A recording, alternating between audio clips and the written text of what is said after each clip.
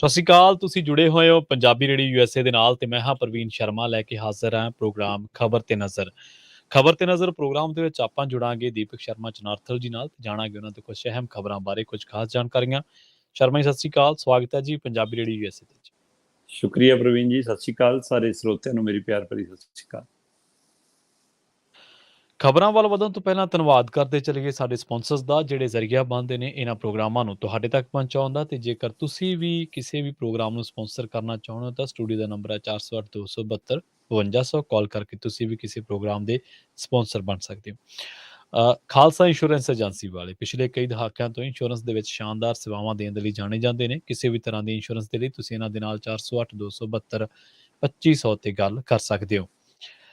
ਟਿਰਕੇਨਾ immigration ਲਾ firm ਵਾਲੇ ਜੇ ਟਿਰਕੇਨਾ ਇਮੀਗ੍ਰੇਸ਼ਨ ਆਪ ਤੁਹਾਡਾ ਕੋਈ ਸਵਾਲ ਹੈ, ਕੋਈ ਸਲਾਹ ਕਰਨੀ ਹੈ ਤਾਂ ਜੇ ਦੇ ਨਾਲ 415 909 0503 ਤੇ ਗੱਲ ਕੀਤੀ ਜਾ ਸਕਦੀ ਹੈ। ਗੁਰਦੀਪ ਸਿੰਘ ਵਿਰਦੀ ਕਲੋਵਿਸ, ਸਤਨਾਮ ਸਿੰਘ ਸ਼ੇਰਗਿੱਲ ਸਲਮਾ, ਜਗਤਾਰ ਸਿੰਘ ਆਨੰਦਪੁਰੀ ਫਰੀਮੌਂਟ, ਚਰਨਜੀਤ ਸਿੰਘ ਬਦਵਾਲ, ਪਿਆਰਾ ਸਿੰਘ, ਰਾਹੁਲ ਗੁਰਪਾਲ ਗਿੱਲ ਸੈਕਰਾਮੈਂਟੋ, ਗੁਰਦੀਪ ਸਿੰਘ ਗਿੱਲ ਤੇ ਪਰਿਵਾਰ ਯੂਬਾ ਸਿਟੀ, ਮਨਦੀਪ ਸਿੰਘ, ਸਰਬਜੀਤ ਕੌਰ ਸੈਨ ਹੋਜ਼ੇ, ਮਨਜੀਤ ਸਿੰਘ ਸੈਨ ਹੋਜ਼ੇ, ਮੀਰੀ ਪੀਰੀ ਸੇਵਾ ਸੁਸਾਇਟੀ ਫ੍ਰੈਜ਼ਨੋ ਤੇ ਜ਼ੈਂਡਰ ਗਰੁੱਪ ਵਾਲੇ। ਕਿਸੇ ਵੀ ਤਰ੍ਹਾਂ ਦਾ ਘਰ ਖਰੀਦਣਾ ਜਾਂ ਘਰ ਵੇਚਣਾ ਜਾਂ ਲੈਣਾ ਚਾਹੁੰਦੇ ਤੁਸੀਂ ਹੋਮ ਲੋਨ ਤੇ ਇਹਨਾਂ ਦੇ ਨਾਲ 559 905 2575 ਤੇ ਗੱਲ ਕੀਤੀ ਜਾ ਸਕਦੀ ਹੈ। ਸ਼ਰਮਾ ਜੀ ਖਬਰਾਂ ਦੇ ਵੱਲ ਆਈਏ ਤੇ ਸ਼ੁਰੂਆਤ ਕਰੀਏ ਐਸਜੀਪੀਸੀ ਤੋਂ। ਐਸਜੀਪੀਸੀ ਦਾ ਦਾਇਰਾ ਕਹਿੰਦੇ ਹੋਰ ਸੁੰਗੜਿਆ, ਹਰਿਆਣਾ ਕਮੇਟੀ ਨੂੰ ਮਿਲੀ ਮਾਨਤਾ। ਪ੍ਰਵੀਨ ਜੀ, ਜੇਕਰ ਜਗਦੀਸ਼ ਝਿੰਡਾ ਦੇ ਬੋਲਾਂ ਨਾਲ ਇਹ ਗੱਲ ਨੂੰ ਸਮਝਣਾ ਹੋਵੇ, ਉਹ ਕਹਿੰਦੇ ਕਿ ਹਰਿਆਣਾ ਵੀ ਆਪਣੀ ਸਮਰੱਥਾ ਅਨੁਸਾਰ ਸ਼੍ਰੋਮਣੀ ਕਮੇਟੀ ਦੇ ਲਈ ਫੰਡ ਇਕੱਠੇ ਕਰਦਾ ਸੀ। ਜੋ ਅਸੀਂ ਆਪਣੀ ਦਸਵੰਧ ਕੱਢ ਸਕਦੇ ਹਾਂ ਉਹਨਾਂ ਦਸਵੰਧ ਕੱਢਦੇ ਸੀ ਤੇ ਅਸੀਂ ਉਹ ਪੈਸਾ ਉੱਥੇ ਜਮ੍ਹਾਂ ਵੀ ਕਰਾਉਂਦੇ ਸੀ। ਜੋ ਰਸਦ ਹੈ ਉਹ ਵੀ ਉੱਥੇ ਪਹੁੰਚਦੀ ਸੀ। ਤੇ ਕਹਿੰਦੇ ਜਦੋਂ ਬਜਟ ਇਜਲਾਸ ਦੇ ਵਿੱਚ ਅਸੀਂ ਬਜਟ ਬਾਰੇ ਪੁੱਛਿਆ ਕਿ ਜੀ ਹਰਿਆਣੇ ਲਈ ਗੁਰੂ ਘਰਾਂ ਲਈ ਜਾਂ ਉੱਥੇ ਦੇ ਸਿੱਖਿਆ ਸੰਸਥਾਨਾਂ ਲਈ ਕਿਵੇਂ ਬਜਟ ਰੱਖਿਆ, ਕਹਿੰਦੇ ਯਾਰ ਤੁਸੀਂ ਹਰਿਆਣਾ ਵਾਲੇ ਮੂੰਹ ਚੱਕਿਆ ਜਾਂਦੇ ਹੋ, ਹਰ ਵਾਰ ਪੈਸਾ ਮੰਗਣ, ਟਿੱਕੇ ਬਹਿ ਜਾਓ। ਤੇ ਕਹਿੰਦੇ ਬਸ ਆਹ ਬੋਲ ਨੇ ਇਜਲਾਸ ਦੇ ਵਿੱਚ ਸਾਡੇ ਲਈ ਬੋਲੇ ਗਏ ਨਾ ਬੋਲ ਨੇ, ਕਹਿੰਦੇ ਕਿ ਨਵੀਂ ਕਮੇਟੀ ਬਣਾਉਣ ਦਾ ਸਾਨੂੰ ਹੌਸਲਾ ਦਿੱਤਾ ਤੇ ਅਸੀਂ ਆਪਣੀ ਕਮੇਟੀ ਖੜੀ ਕਰ ਲਈ। ਸੋ ਜਦੋਂ ਤੁਸੀਂ ਆਪਣੇ ਸਾਥੀਆਂ ਨੂੰ ਨਾਲ ਹੀ ਨਹੀਂ ਰੱਖ ਪਾਓਗੇ ਤਾਂ ਫਿਰ ਇਸੇ ਤਰ੍ਹਾਂ ਹੋਊਗਾ। ਤੇ ਅੱਜ ਜਦੋਂ ਸਵਾਲ ਆਇਆ ਕਿ ਮੈਂ ਧਾਮੀ ਸਾਹਿਬ ਨੂੰ ਸੁਣ ਰਿਹਾ ਸੀ, ਉਹ ਕਹਿੰਦੇ ਜੀ ਕਿ ਸਿੱਖ ਸੰਸਥਾ ਤੇ ਹਮਲਾ ਹੈ, ਸਿੱਖ ਸੰਸਥਾ ਨੂੰ ਕਮਜ਼ੋਰ ਕਰਨ ਦੀ ਕੋਸ਼ਿਸ਼ ਹੈ। ਉਹ ਕਹਿੰਦੇ ਸੁਪਰੀਮ ਕੋਰਟ ਦੇ ਫੈਸਲੇ ਤੇ ਕੋਈ ਸਵਾਲ ਨਹੀਂ, ਪਰ ਇਹਦੇ ਪਿੱਛੇ ਰਾਜਨੀਤੀ ਜਿਹੜੀ ਕੰਮ ਕਰਦੀ ਹੈ ਉਸ ਨੂੰ ਲੈ ਕੇ ਸਾਡਾ ਸਵਾਲ ਹੈ। ਤਦ ਇੱਕ ਸੁਪਰੀਮ ਕੋਰਟ ਦਾ ਹੀ ਮਤਲਬ ਕਿ ਬਿਨਾਂ ਇਹ ਧਾਮੀ ਸਾਹਿਬ ਬਾਅਦ ਚੋਂ ਬੋਲ ਰਹੇ ਨੇ, ਪਰ ਜਿਹੜਾ ਉਹਨਾਂ ਨੇ ਹਵਾਲਾ ਦਿੱਤਾ ਸੁਪਰੀਮ ਕੋਰਟ ਨੇ 58 ਪੰਨਿਆਂ ਦੀ ਜਿਹੜੀ ਆਪਣੀ ਰਿਪੋਰਟ ਜਾਂ ਕਹਿ ਲਿਓ ਜਿਹੜਾ ਫੈਸਲਾ ਸੁਣਾਇਆ, ਉਹਦੇ ਵਿੱਚ ਜਿਹੜੀ ਗੱਲ ਦਰਜ ਆ ਉਹ ਬੜੀ ਕਮਾਲ ਦੀ ਆ। ਉਹ ਕਹਿੰਦੇ ਕਿ ਜਿਹੜੇ ਇਹ ਸਵਾਲ ਉਠਾਉਂਦੇ ਨੇ ਕਿ ਇਹ ਜੀ ਗਲਤ ਹੱਥਾਂ 'ਚ ਚਲੀ ਜਾਏਗੀ ਜਾਂ ਕੁਛ ਹੋਏਗਾ, ਕਹਿੰਦੇ ਭਾਈ ਸਿੱਖਾਂ ਨੂੰ ਸੌਂਪਿਆ ਸੇਵਾ ਸੰਭਾਲ ਗੁਰੂ ਘਰਾਂ ਦੀ। ਸੋ ਇਸ ਲਈ ਕਹਿੰਦੇ ਉਹਨਾਂ ਨੇ 1966 ਦੇ ਉਸ ਐਕਟ ਦਾ ਹਵਾਲਾ ਦਿੱਤਾ। ਕਹਿੰਦੇ ਕਿ ਜਦੋਂ ਹਰਿਆਣਾ ਪੰਜਾਬ ਦਾ ਹਿੱਸਾ ਸੀ ਤਦ ਸ਼੍ਰੋਮਣੀ ਕਮੇਟੀ ਜਿਸ ਭੂਮਿਕਾ 'ਚ 1925 ਐਕਟ ਦੇ ਤਹਿਤ ਨਿਭਾ ਰਹੀ ਸੀ ਉਹ ਠੀਕ ਸੀ। 1966 ਤੋਂ ਜਦੋਂ ਹਰਿਆਣਾ ਵੱਖਰਾ ਸੂਬਾ ਬਣ ਗਿਆ ਤਾਂ ਹਰਿਆਣੇ ਸੂਬੇ ਦੀ ਵਿਧਾਨ ਸਭਾ ਨੂੰ ਇਹ ਹੱਕ ਹੈ, ਕਾਨੂੰਨੀ ਹੱਕ ਹੈ ਕਿ ਉਹ ਆਪਣੇ ਸੂਬੇ ਦੇ ਅੰਦਰ ਜਿੰਨੇ ਵੀ ਧਾਰਮਿਕ ਸਥਾਨ ਆਉਂਦੇ ਨੇ, ਜਿੰਨੀਆਂ ਵੀ ਧਾਰਮਿਕ ਟਰਸਟ ਜਾਂ ਸੰਸਥਾਵਾਂ ਆਉਂਦੀਆਂ ਨੇ, ਉਹਨਾਂ ਦਾ ਪ੍ਰਬੰਧ ਉਹਨਾਂ ਵੱਲੋਂ ਚਲਾਉਣ ਦੇ ਲਈ ਕਾਨੂੰਨੀ ਤੌਰ ਤੇ ਕਿਸੇ ਨੂੰ ਵੀ ਅਧਿਕਾਰ ਦੇ ਸਕਦੇ ਨੇ। ਪਰ ਕਹਿੰਦੇ ਕਿ ਉਹ ਜਿਹੜਾ ਭਾਈਚਾਰਾ ਹੈ ਜਿਸਦਾ ਉਸ ਨੂੰ ਹੀ ਅਧਿਕਾਰ ਹੈ। ਇਹਦਾ ਮਤਲਬ ਇਹ ਨਹੀਂਗਾ ਕਿ ਸਰਕਾਰ ਨੇ ਆਪਣੇ ਕਬਜ਼ੇ 'ਚ ਲੈ ਲਿਆ ਜਾਂ ਕਿਸੇ ਹੋਰ ਧਿਰ ਨੂੰ ਦੇਤਾ। ਸੋ ਸੁਪਰੀਮ ਕੋਰਟ ਨੇ ਕਿਹਾ ਕਿ ਅਸੀਂ ਕਿਤੇ ਵੀ ਕਾਨੂੰਨ ਦੇ ਦਾਇਰੇ ਤੋਂ ਬਾਹਰ ਨਹੀਂ ਗਏ ਔਰ ਸ਼੍ਰੋਮਣੀ ਗੁਰਦੁਆਰਾ ਪ੍ਰਬੰਧਕ ਕਮੇਟੀ ਕੋਲ ਕਿਤੇ ਵੀ ਅੰਤਰਰਾਜੀ ਪ੍ਰਬੰਧ ਕਰਨ ਦਾ ਕੋਈ ਕਾਨੂੰਨੀ ਅਧਿਕਾਰ ਨਹੀਂ ਹੈ। ਸੋ ਇਸ ਲਈ ਉਹ ਆਪਣੇ ਅਸੀਂ ਕਾਨੂੰਨ ਦੇ ਦਾਇਰੇ 'ਚ ਰਹਿ ਕੇ ਉਹ ਪਟੀਸ਼ਨ ਆਈ, ਅਸੀਂ ਉਹ ਪਟੀਸ਼ਨ ਤੇ ਸੁਣਵਾਈ ਕੀਤੀ। ਉਹ ਕਹਿੰਦੇ ਉਸ ਤੋਂ ਅੱਗੇ ਪਹੁੰਚਦਾ ਮਾਮਲਾ ਸੁਪਰੀਮ ਕੋਰਟ ਤੱਕ ਹੈ ਤਾਂ ਸੁਪਰੀਮ ਕੋਰਟ ਨੇ ਸਾਫ਼ ਕਿਹਾ ਕਿ ਹਰਿਆਣਾ ਦੀ ਗੁਰਦੁਆਰਾ ਪ੍ਰਬੰਧਕ ਕਮੇਟੀ ਨੂੰ ਇਹ ਅਧਿਕਾਰ ਹੈ ਕਿ ਉਹ ਹਰਿਆਣਾ ਦੇ ਗੁਰੂ ਘਰਾਂ ਨਾਲ ਜਾਂ ਉਹਨਾਂ ਦੇ ਨਾਲ ਸੰਬੰਧਿਤ ਸੰਸਥਾਵਾਂ ਦਾ ਸੇਵਾ ਸੰਭਾਲ ਕਾਰਗੁਜ਼ਾਰੀ ਸਾਰੀ ਚਲਾ ਸਕੇ। ਸੋ ਇਹ ਇੱਕ ਵੱਡਾ ਝਟਕਾ ਸ਼੍ਰੋਮਣੀ ਗੁਰਦੁਆਰਾ ਪ੍ਰਬੰਧਕ ਕਮੇਟੀ ਲਈ ਦੇਖਿਆ ਜਾ ਰਿਹਾ। ਬੇਸ਼ੱਕ ਇਹ ਕਾਨੂੰਨੀ ਲੜਾਈ ਹੈ ਜਿਹੜੀ ਉੱਥੇ ਦੀ ਸਥਾਨਕ ਲੀਡਰਸ਼ਿਪ ਨੇ ਜਿੱਤੀ ਹੈ, ਪਰ ਇਸ ਨੂੰ ਰਾਜਨੀਤਿਕ ਤੌਰ ਤੇ ਦੇਖੋਗੇ ਤਾਂ ਹਮੇਸ਼ਾ ਇਹ ਹੋਇਆ ਕਿ ਸ਼੍ਰੋਮਣੀ ਗੁਰਦੁਆਰਾ ਪ੍ਰਬੰਧਕ ਕਮੇਟੀ ਜ਼ਿਆਦਾਤਰ ਅਕਾਲੀ ਦਲ ਦੇ ਹੱਥ ਰਹੀ ਹੈ। ਖਾਸ ਕਰ ਮਤਲਬ ਕਿ ਜਦੋਂ ਤੋਂ ਦਿੱਲੀ ਕਮੇਟੀ ਦੇ ਵਿੱਚ ਲੱਗਿਆ ਇਹਨਾਂ ਨੂੰ ਕਿ ਉੱਥੇ ਵੀ ਸਾਡਾ ਹੱਥ ਪੈ ਜਾਵੇ, ਉੱਥੇ ਕਿਸੇ ਸਮੇਂ ਸਰਨਾ ਧੜਾ ਬਹੁਤ ਹਾਵੀ ਰਿਹਾ। ਪਰ ਉਹ ਜੀ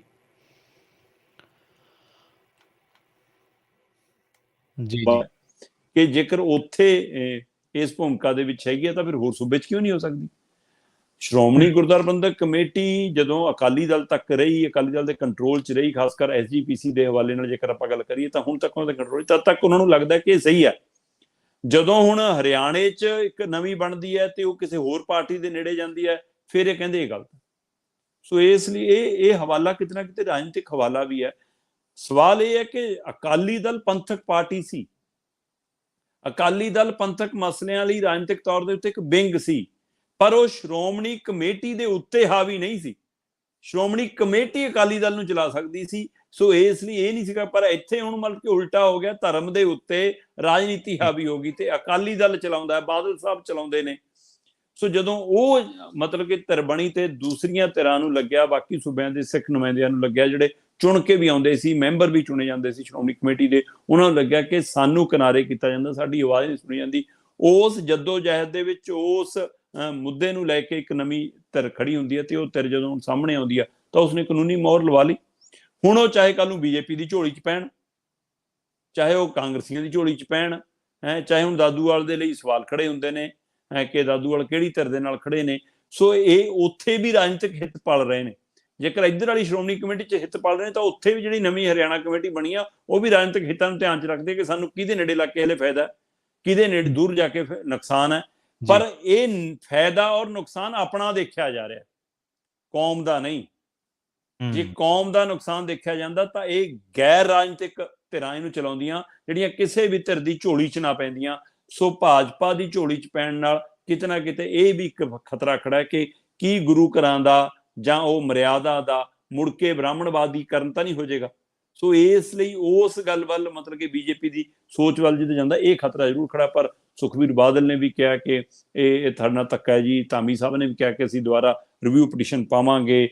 ਉਧਰ ਦਾਦੂਵਾਲ ਉਹਨਾਂ ਨੇ ਕਿਹਾ ਕਿ ਸਾਡਾ ਕਾਨੂੰਨੀ ਹੱਕ ਬਣਦਾ ਹੈ, ਅਸੀਂ ਕਾਨੂੰਨੀ ਹੱਕ ਲੜ ਕੇ ਲਿਆ। ਸੋ ਇਹ ਮਾਮਲਾ ਆਉਂਦੇ ਦਿਨਾਂ ਦੇ ਵਿੱਚ ਰਾਜਨੀਤਿਕ ਰੂਪ ਜ਼ਰੂਰ ਲੈ ਸਕਦਾ, ਪਰ ਜਿਸ ਕਦਰ ਸੁਪਰੀਮ ਕੋਰਟ ਨੇ ਕਾਨੂੰਨ ਦਾ ਹਵਾਲਾ ਦਿੱਤਾ, ਪੂਰੀਆਂ ਧਾਰਾਵਾਂ ਦਸੀਆਂ, ਪੂਰੇ ਵਿਧਾਨ ਦੱਸੇ, ਸੰਵਿਧਾਨ ਦੱਸੇ, 1925 ਤੋਂ ਬਾਅਦ 1966 ਵਾਲਾ ਹਵਾਲਾ ਦਿੱਤਾ, ਉੱਥੇ ਹੁਣ ਇਹਨਾਂ ਦੀ ਕਾਟ ਕੀ ਹੋਏਗੀ ਇਹ ਦੇਖਣ ਵਾਲੀ ਗੱਲ ਹੈ। ਸੋ ਜਿਹੜਾ ਇਹ ਕਿਹਾ ਜਾ ਰਿਹਾ ਸੀਗਾ ਅਸਲ ਦੇ ਵਿੱਚ ਆਧਾਰ ਕੀ ਬਣਾਇਆ ਸੀ, ਕਹਿੰਦੇ ਜੀ ਇਹ ਗੈਰ ਕਾਨੂੰਨੀ ਹੈ ਕਿ ਰਾਸ਼ਟਰਪਤੀ ਤੋਂ ਮੰਜ਼ੂਰੀ ਉਹ ਨਹੀਂ ਲਈ, ਰਾਸ਼ਟਰਪਤੀ ਦਾ ਮੋਹਰ ਨਹੀਂ ਲਵਾਈ। ਉਹ ਕਹਿੰਦੇ ਭਾਈ ਰਾਸ਼ਟਰਪਤੀ ਦੀ ਮੋਹਰ ਦੀ ਲੋੜ ਹੀ ਨਹੀਂ, ਸੂਬੇ ਨੂੰ ਅਧਿਕਾਰ ਹੁੰਦਾ ਹੈ, ਸੂਬੇ ਦਾ ਅਧਿਕਾਰ ਹੈ ਕਿ ਉਹ ਧਾਰਮਿਕ ਸੰਸਥਾਵਾਂ ਨੂੰ ਆਪਣੀ ਆਜ਼ਾਦੀ ਨਾਲ ਕੰਮ ਕਰਨ ਦਾ ਅਧਿਕਾਰ ਦੇਵੇ ਤੇ ਉਹ ਆਪਣੀ ਕਮੇਟੀ ਬਣਾ ਸਕਦੀ ਹੈ, ਆਪਣਾ ਟਰਸਟ ਬਣਾ ਸਕਦਾ, ਆਪਣਾ ਬੋਰਡ ਬਣਾ ਸਕਦਾ। ਸੋ ਇੱਕ ਤਰ੍ਹਾਂ ਦਾ ਬੋਰਡ ਹੈ, ਕਹਿੰਦੇ ਇਹ ਸੂਬੇ ਦਾ ਬੋਰਡ ਹੈ ਤੇ ਸੂਬੇ ਦੇ ਉਸ ਬੋਰਡ ਦੇ ਵਿੱਚ ਸਿੱਖ ਨੁਮਾਇੰਦੇ ਨੇ, ਉਹ ਆਪਣਾ ਗੁਰੂ ਘਰਾਂ ਨੂੰ ਚਲਾਉਣਗੇ, ਸੰਭਾਲਣਗੇ, ਉਹਦੀ ਸੇਵਾ ਸੰਭਾਲ ਕਰਨਗੇ, ਸਰਕਾਰ ਜੋ ਹੋ ਸਕਦਾ ਉਹਦੀ ਸਹਿਯੋਗ ਕਰੂਗੀ ਉਹਦੇ ਵਿੱਚ।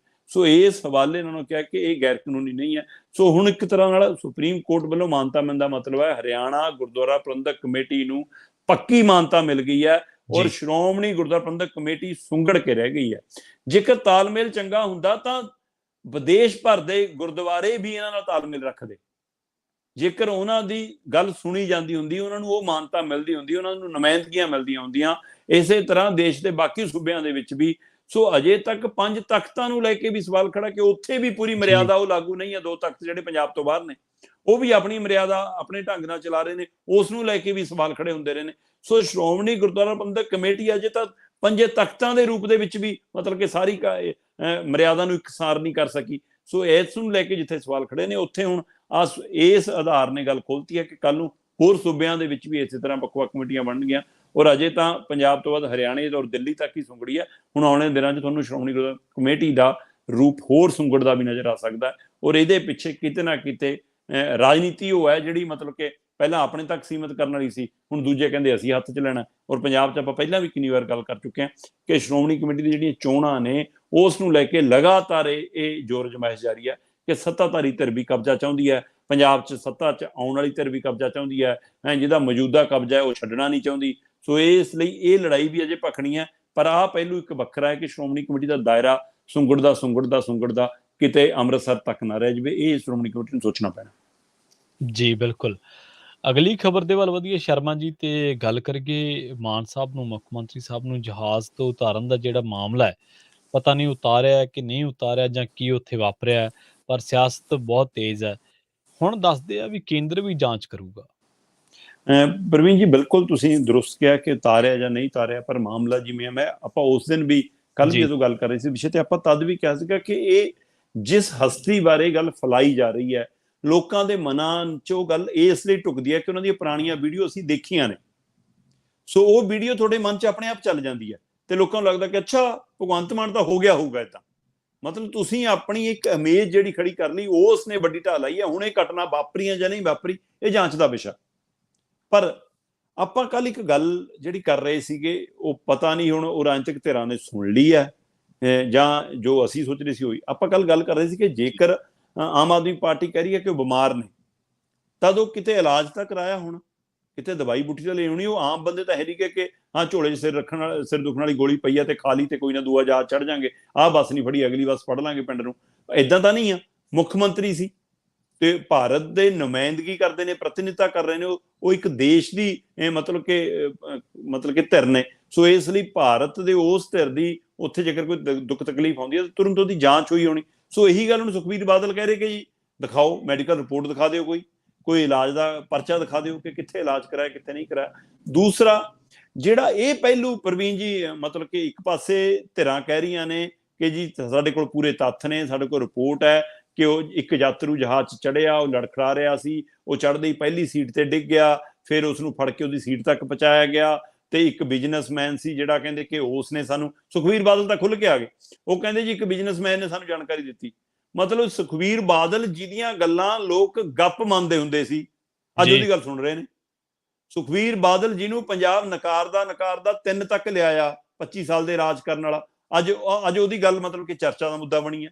ਸੋ ਇਸ ਗੱਲ ਤੇ ਸੋਚਣਾ ਪੈਣਾ ਕਿ ਕੀ ਇਹ ਨਵੀਂ ਸਰਕਾਰ 'ਚ ਛੇਤੀ ਕੋਈ ਖਾਮੀਆਂ ਤਾਂ ਨਹੀਂ ਆ ਗਈਆਂ ਕਿ ਇਹਨਾਂ ਲੋਕਾਂ ਦੀ ਗੱਲ ਵੀ ਲੋਕ ਸੁਣਨ ਲੱਗੇ। ਸੋ ਸੁਖਬੀਰ ਬਾਦਲ ਕਹਿੰਦਾ ਮੇਰੇ ਕੋਲ 2 ਆਧਾਰ ਪਏ ਨੇ ਜੀ। ਇੱਕ ਰਾਜਸਥਾਨ ਦਾ ਵਪਾਰੀ ਸੀਗਾ, ਕਹਿੰਦਾ ਜਿਹੜਾ ਬਿਜ਼ਨਸ ਕਲਾਸ 'ਚ ਬੈਠਾ ਸੀ, ਉਹ ਤੋਂ ਮੈਨੂੰ ਸਾਰੀ ਜਾਣਕਾਰੀ ਮਿਲੀ ਆ। ਇੱਕ ਹੋਰ ਉਦਯੋਗਪਤੀ ਸੀਗਾ ਜਿਹੜਾ ਫਸਟ ਕਲਾਸ ਦੇ ਵਿੱਚ ਸਫ਼ਰ ਕਰ ਰਿਹਾ ਸੀ, ਉਹ ਤੋਂ ਜਾਣਕਾਰੀ ਮਿਲੀ ਆ। ਸੋ ਇਸ ਹਵਾਲੇ ਨਾਲ ਪਰ ਆਮ ਆਦਮੀ ਪਾਰਟੀ ਜਿਹੜਾ ਖੰਡਨ ਕਰ ਰਹੀ ਹੈ, ਕੇਜਰੀਵਾਲ ਹੋਰੀ ਜਿਹੜਾ ਖੰਡਨ ਕਰ ਰਹੇ ਨੇ, ਉਹਨਾਂ ਨੂੰ ਚਾਹੀਦਾ ਕਿ ਉਹ ਫੁਟੇਜ ਕਢਾ ਲੈਣ। ਏਅਰਪੋਰਟ ਤੇ ਫੁਟੇਜ ਤਾਂ ਹੋਣੀ ਨਾ ਕਿ ਮੁੱਖ ਮੰਤਰੀ ਸਾਹਿਬ ਆਏ, ਉਹ ਜਹਾਜ਼ 'ਚ ਚੜੇ। ਹੁਣ ਉਹ ਹਵਾਲਾ ਦਿੱਤਾ ਜਾ ਰਿਹਾ ਕਿ ਏਅਰਪੋਰਟ ਦੇ ਉੱਤੇ ਉਸ ਜਹਾਜ਼ ਜਿਹੜਾ ਦੂਸਰਾ ਭਾਰਤ ਤੋਂ ਆਉਣਾ ਸੀ, ਉਹਦੀ ਦੇਰੀ ਕਾਰਨ ਇਹ ਜਹਾਜ਼ ਲੇਟ ਹੋਇਆ। ਸੋ ਜਹਾਜ਼ ਦੀ ਅਦਲਾ ਬਦਲੀ ਦਾ ਮਸਲਾ ਬਣਿਆ ਕਿ ਇਸ ਲਈ 3 ਘੰਟੇ 4 ਘੰਟੇ ਲੇਟ ਹੋਇਆ। ਪਰ ਪ੍ਰਵੀਨ ਜੀ ਇਹ ਸਾਰੇ ਅਦਲਾ ਬਦਲੀ 'ਚ ਮੁੱਖ ਮੰਤਰੀ ਸਾਹਿਬ ਨੂੰ ਕਿਉਂ ਲਿਆਉਣਾ ਭੁੱਲ ਗਏ ਫਿਰ?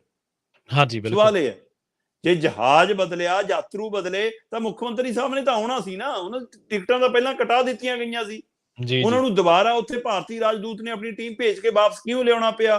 ਕਿਉਂ ਕਹਿਣਾ ਪਿਆ ਕਿ ਇਹ ਜਹਾਜ਼ 'ਚ ਨਹੀਂ, ਅਗਲੇ ਦਿਨ ਜਾਣਗੇ ਉਹ? ਇਹ ਪ੍ਰਬੰਧ ਕਿਉਂ ਕਰਨੇ ਪਏ? ਇਹ ਸਵਾਲ ਜਿਹੜਾ ਖੜਾ, ਇਹਦਾ ਜਵਾਬ ਅਜੇ ਤੱਕ ਕਿਸੇ ਨੇ ਨਹੀਂ ਦਿੱਤਾ। ਪਰ ਹੁਣ ਕੇਂਦਰ ਦੇ ਮੰਤਰੀ ਜਿਹੜੇ ਸਿੰਧੀਆ ਹੋਰੀ ਨੇ, ਉਹਨਾਂ ਨੂੰ ਇਹ ਸੌਂਪੀ ਗਈ ਹੈ ਕਾਰਵਾਈ। ਉਹਨਾਂ ਨੇ ਅੱਗੇ ਕਮੇਟੀ ਨੂੰ ਰਿਪੋਰਟ ਦਿੱਤੀ ਹੈ ਕਿ ਭਾਈ ਤੁਸੀਂ ਇਹਦੇ ਤੇ ਏਅਰਲਾਈਨਸ ਨਾਲ ਸੰਪਰਕ ਕਰੋ, ਏਅਰਪੋਰਟ ਤੇ ਸੰਪਰਕ ਕਰੋ। ਉਹ ਸਾਰਾ ਡਾਟਾ ਮੰਗ ਲਿਆ ਗਿਆ। ਉਹ ਕਹਿੰਦੇ ਹੁਣ ਏਅਰਲਾਈਨ ਦੇ ਉੱਤੇ ਨਿਰਭਰ ਕਰਦਾ ਕਿ ਉਹ ਸਾਨੂੰ ਜਾਣਕਾਰੀ ਉਪਲਬਧ ਕਰਾਉਣਗੇ ਜਾਂ ਨਹੀਂ ਕਰਾਉਣਗੇ, ਕਿਸ ਸਥਿਤੀ 'ਚ ਕਰਾਉਣਗੇ, ਕਿਹੋ ਜਿਹੀ ਕਰਾਉਣਗੇ। ਤੇ ਉਹਨੂੰ ਲੈ ਕੇ ਰਾਜਨੀਤਿਕ ਪਾਰਟੀਆਂ ਨੇ ਮੰਗ ਕੀਤੀ ਹੈ ਕਿ ਉਹ ਰਿਪੋਰਟ ਜਨਤਕ ਹੋਣੀ ਚਾਹੀਦੀ ਹੈ, ਉਹ ਰਿਪੋਰਟ ਸਾਹਮਣੇ ਆਉਣੀ ਚਾਹੀਦੀ ਹੈ।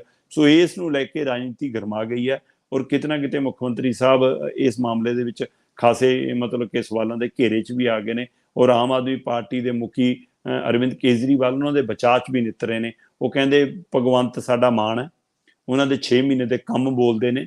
ਸੋ ਉਹ ਇਸ਼ਤਿਹਾਰ ਵੀ ਹਮਾਰਾ ਕਾਮ ਬੋਲਤਾ, ਉਹ ਖੂਬ ਚਰਚਾ 'ਚ ਰਹੇ ਨੇ, ਖਾਸੇ ਕੌਮਿਆਂ 'ਚ ਪਾ ਕੇ ਲੋਕਾਂ ਨੇ ਚਲਾਏ ਨੇ ਉਹ ਵੀ, ਕਿ ਇਹ ਕਿਹੇ ਜਿਹੇ ਕੰਮ ਕਰ ਰਹੇ ਨੇ ਜਿਹੜੇ ਇਹਨਾਂ ਦੇ ਐਂ ਬੋਲਦੇ ਨੇ ਕੰਮ। ਸੋ ਇਸ ਲਈ ਉਸ ਹਵਾਲੇ ਨਾਲ ਉਹ ਖਾਸੇ ਚਰਚਾ 'ਚ ਨੇ। ਉਹ ਕਹਿੰਦੇ ਕਿ ਨਹੀਂ, ਸਾਡੇ ਕੰਮ ਇੰਨੇ ਵਧੀਆ ਨੇ ਕਿ ਇਸ ਕਰਕੇ ਵਿਰੋਧੀ ਧਿਰ ਸਾਨੂੰ ਤੇ ਨਿਸ਼ਾਨਾ ਬਣਾ ਰਹੇ ਨੇ, ਹਮਲਾ ਬਣਾ ਰਹੇ ਨੇ। ਪਰ ਇਹ ਫੇਰੀ ਤੋਂ ਬਾਅਦ ਇਹ ਵਿਵਾਦ, ਤੇ ਵਿਵਾਦ ਤੋਂ ਬਾਅਦ ਹੁਣ ਇਹ ਜਾਂਚ, ਕੇਂਦਰ ਦੀ ਜਾਂਚ, ਕੀ ਇਹ ਦੇਸ਼ ਦੇ ਇੱਕ ਪ੍ਰਤੀਨਿਧੀ ਨੂੰ ਧਿਆਨ 'ਚ ਰੱਖ ਕੇ ਜਾਂਚ ਹੋਏਗੀ ਜਾਂ ਇੱਥੇ ਵੀ ਬੀਜੇਪੀ ਦੇ ਅਕਸ ਨੂੰ ਲੈ ਕੇ ਜਾਂਚ ਹੋਏਗੀ? ਇਸ ਨੂੰ ਲੈ ਕੇ ਵੀ ਸਵਾਲ ਹੈ ਕਿ ਕਿਤੇ ਆਪਣਾ ਅਕਸ ਉਭਾਰਨ ਦੇ ਲਈ ਇਸ ਦੇ ਵਿੱਚ ਕੋਈ ਬੀਜੇਪੀ ਵੀ ਖੇਡ ਤਾਂ ਨਹੀਂ ਖੇਡੇਗੀ। ਇਹ ਵੀ ਇੱਕ ਫਿਕਰਮੰਦੀ ਹੈ। ਪਰ ਇਸ ਖੇਡ ਦਾ ਕਾਰਨ ਕੌਣ ਹੈ, ਉਹਨਾਂ ਨੂੰ ਵੀ ਆਪਣੇ ਅੰਦਰ ਝਾਤ ਮਾਰ ਲੈਣੀ ਚਾਹੀਦੀ ਹੈ ਕਿ ਭਾਈ ਜੇ ਤੁਸੀਂ ਮੌਕਾ ਦਿੱਤਾ ਤਾਂ ਇਹ ਚਰਚਾ ਹੋਈ, ਇਹ ਮੌਕੇ ਦਿੱਤੇ ਕਿਉਂ ਗਏ? ਭਗਵੰਤ ਮਾਨ ਹੋਰਾਂ ਨੂੰ ਵੀ ਸੋਚਣਾ ਚਾਹੀਦਾ। ਜੀ। ਕੇਂਦਰ ਹਮੇਸ਼ਾ ਉਸ ਮਸਲੇ 'ਚ ਉਦੋਂ ਪੈਂਦਾ ਜਦੋਂ ਕਿਸੇ ਗੱਲ ਦਾ ਝੇਲ ਹੋਵੇ ਜਾਂ ਝੋਲ ਹੋਵੇ। ਜਦੋਂ ਝੋਲ ਪਾਉਣਾ ਹੋਵੇ ਕਈ ਵਾਰੀ ਕੇਂਦਰ ਉਦੋਂ ਵੀ ਪੈ ਜਾਂਦਾ, ਉਦੋਂ ਵੀ ਪੈਂਦਾ। ਜੀ। ਆਪਾਂ ਅਗਲੀ ਖਬਰ ਦੇ ਵੱਲ ਵਧੀਏ ਸ਼ਰਮਾ ਜੀ। ਇੱਕ ਦੌਰ ਸੀ 2017 ਤੋਂ ਲੈ ਕੇ 22 ਦਾ, ਜਦੋਂ ਹੂੰ ਕਾਂਗਰਸੀਆਂ ਦੇ ਵਾਰੇ ਨਿਆਰੇ ਸੀ, ਸੁਣਵਾਈਆਂ ਤਾਂ ਹੈ ਨਹੀਂ ਸੀ, ਪਰ ਹੂੰ ਸੱਤਾ ਸੱਤਾ ਹੀ ਹੁੰਦੀ ਹੈ, ਤੁਹਾਨੂੰ ਪਤਾ ਹੀ ਹੈ।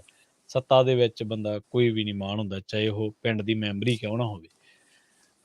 ਉਦੋਂ ਕਾਂਗਰਸੀ ਬੀਜੇਪੀ ਵਾਲਿਆਂ ਨੂੰ ਟਿੱਚਰਾਂ ਕਰਦੇ ਸੀ, ਖਾਸ ਕਰਕੇ ਜਦੋਂ ਕਿਸਾਨੀ ਅੰਦੋਲਨ ਸੀ। ਹੁਣ ਵਿੱਚ ਦੀ ਬੁੱਕਤ ਪੈ ਗਈ, ਕਹਿੰਦੇ ਬੀਜੇਪੀ ਵਾਲਿਆਂ ਨੂੰ ਲੋੜ ਆ ਕਾਂਗਰਸੀਆਂ ਦੀ। ਹੁਣ ਪਤਾ ਨਹੀਂ ਕੀ ਗੱਲ, ਕੀ ਐਸਾ ਭਾਣਾ ਵਾਪਰਿਆ, ਬੀਜੇਪੀ ਵਾਲਿਆਂ ਨੇ ਵੀ ਕਾਂਗਰਸੀਆਂ ਨੂੰ ਛਾਨਣਾ ਲਾਤਾ ਸ਼ਰਮਾ ਜੀ। ਹਾਂ ਬਿਲਕੁਲ, ਕਹਿੰਦੇ ਕਿ ਹੁਣ ਛਾਨਣੀ ਬਰੀਕ ਕਰ ਲਈ ਹੈ ਬੀਜੇਪੀ ਨੇ। ਹੁਣ ਉਹ ਕਹਿੰਦੇ ਕਿ ਅਸੀਂ ਤੈਅ ਕਰਕੇ ਪੈਮਾਨੇ ਵਾਲੇ ਲੈਣੇ ਆ, ਕਿਆ ਲੀਡਰ ਲੈਣੇ ਆ ਕਿ ਨਹੀਂ ਲੈਣੇ। ਮਤਲਬ ਜਿਹੜਾ ਪੁਰਾਣਾ ਲੋਟ ਲੈ ਲਿਆ, ਉਹ ਆਲੂਆਂ ਦੀ ਬੋਰੀ ਹੁੰਦੀ ਹੈ, ਕਈ ਵਾਰ ਉਹ ਕਹਿੰਦੇ ਕਿ ਉੱਪਰਲੇ ਆਲੂ ਚਾਰ ਦੇਖ ਕੇ ਬੰਦਾ ਕਹਿੰਦਾ ਠੀਕ ਹੋਊਗਾ, ਜਦੋਂ ਘਰੇ ਜਾ ਕੇ ਝਾੜਦਾ ਫਿਰ ਵਿੱਚੋਂ ਕੋਈ ਸਿੱਲਾ, ਕੋਈ ਸਲਾਬਿਆ ਵਾ, ਕੋਈ ਕਟਿਆ ਵਾ, ਕੋਈ ਜੀ, ਜੀ। ਗਲਿਆ ਵਾ, ਉਹ ਆਲੂ ਨਿਕਲਦੇ ਨੇ। ਸੋ ਮੈਨੂੰ ਲੱਗਦਾ ਕਾਂਗਰਸੀਆਂ ਦੀ ਜਿਹੜੀ ਪੁਰਾਣੀ ਬੋਰੀ ਭਰ ਕੇ ਦਿੱਲੀ ਗਈ ਸੀ ਕੈਪਟਨ ਸਾਹਿਬ ਦੇ ਜਾਣ ਤੋਂ ਪਹਿਲਾਂ, ਉਹ ਜਦੋਂ ਹੁਣ ਕੈਪਟਨ ਸਾਹਿਬ ਆਪ ਗਏ ਤਾਂ ਉਹ ਕਹਿੰਦੇ ਕਿ ਥੋੜੀ ਪੁਰਾਣੀ ਬੋਰੀ 'ਚ ਖਾਸੇ ਆਲੂ ਖਰਾਬ ਆ ਗਏ, ਸੋ ਇਸ ਲਈ ਇਸ ਵਾਰ ਅਸੀਂ ਸੋਚ ਕੇ ਲੈਣੇ ਆ। ਇਹ ਬਿਲਕੁਲ ਚਰਚਾ ਮੀਡੀਆ ਦੇ ਹਵਾਲੇ ਨਾਲ ਪ੍ਰਵੀਨ ਜੀ, ਇਹ ਖਬਰ ਵੀ ਬਾਹਰ ਆ ਰਹੀ ਆ ਕਿ ਬਾਕਾਇਦਾ ਤੌਰ ਤੇ ਅਮਰਿੰਦਰ ਸਿੰਘ ਨੇ ਇੱਕ ਲਿਸਟ ਸੌਂਪੀ ਸੀ ਇਸ ਵਾਰ। ਉਹ ਜੇਪੀ ਨੱਡਾ ਨੇ ਲਿਸਟ ਵਿਚਾਰਨ ਤੋਂ ਬਾਅਦ ਕਹਿੰਦੇ ਕੈਪਟਨ ਅਮਰਿੰਦਰ ਸਿੰਘ ਨੂੰ ਕਿਹਾ ਜੀ ਕਿ ਲਿਸਟ ਤੇ ਨਾ ਮੋਹਰ ਲਵਾ ਲਿਓ ਮੜੀ ਅਮਿਤ ਸ਼ਾਹ ਜੀ ਦੀ, ਜੇ ਉਹ ਮੋਹਰ ਲਾ ਦੇਣਗੇ ਅਸੀਂ ਸਾਰਿਆਂ ਦੇ ਪਰਨੇ ਜੇ ਉਹ ਲਿਆਵਾਂਗੇ ਤੇ ਪਾ ਕੇ ਤੁਹਾਨੂੰ ਭਾਜਪਾ ਹੀ ਕਰ ਦਾਂਗੇ। ਸੋ ਲਿਸਟ ਜਦੋਂ ਅਮਿਤ ਸ਼ਾਹ ਦੇ ਮੂਹਰੇ ਗਈ, ਕਹਿੰਦੇ ਕਿ ਦਾਅਵਾ ਕੀਤਾ ਜਾ ਰਿਹਾ ਕਿ ਅਮਿਤ ਸ਼ਾਹ ਹੋਰਾਂ ਨੇ ਉਹਦੇ ਵਿੱਚੋਂ ਜਿਵੇਂ ਸਾਧ ਸਿੰਘ ਧਰਮਸੋਤ ਦਾ ਨਾਂ ਕੱਟਤਾ, ਤੇ ਕਹਿੰਦੇ ਕਿ ਉਹਨਾਂ ਨੇ ਇਹ ਵੀ ਇੱਛਾ ਪ੍ਰਗਟਾਈ ਕਿ ਦੇਖ ਲਓ ਜੀ, ਜੇਕਰ ਉਹ ਜਿਹੜੇ ਤੁਹਾਡੇ ਇੱਕ ਦੋ ਲੀਡਰ ਨੇ ਜਿਹੜੇ ਵਿਵਾਦਾਂ 'ਚ, ਇਹਨਾਂ ਨੂੰ ਨਾ ਲਈਏ। ਸੋ ਕਹਿੰਦੇ ਕਿ ਉਹਨਾਂ ਨੇ ਅਗਲੀ ਵਾਰ ਲਈ ਵੀ ਕਿਹਾ ਕਿ ਜਿਹੜੇ ਵਿਵਾਦਤ ਸਿੱਧੇ ਭ੍ਰਿਸ਼ਟਾਚਾਰ 'ਚ ਨੇ ਉਹਨਾਂ ਨੂੰ ਅਸੀਂ ਨਹੀਂ ਲੈਣਾ। ਪਰ ਇਸ ਸਭ ਦੇ ਦਰਮਿਆਨ ਕੁਝ ਧਿਰਾਂ ਨੇ ਇਹ ਵੀ ਹਵਾਲਾ ਦਿੱਤਾ ਕਿ ਓਪੀ ਸੋਨੀ ਔਰ ਰਾਣਾ ਕੇਪੀ ਨੂੰ ਵੀ ਲੈਣ ਤੋਂ ਇਨਕਾਰ ਕੀਤਾ, ਜਦੋਂ ਕਿ ਸਾਡੇ ਕੋਲ ਰਿਪੋਰਟ ਇਹ ਵੀ ਆ ਰਹੀ ਸੀ ਕਿ ਓਪੀ ਸੋਨੀ ਨੂੰ ਪ੍ਰਤਾਪ ਬਾਜਵਾ ਹੋਰਾਂ ਨੇ ਸੋਨੀਆ ਗਾਂਧੀ ਦੇ ਹਵਾਲੇ ਨਾਲ ਉਹਨਾਂ ਨੂੰ ਮਨਾਇਆ, ਸਮਝਾਇਆ ਤੇ ਘਰੋਂ ਹੀ ਨਹੀਂ ਜਾਣ ਦਿੱਤਾ।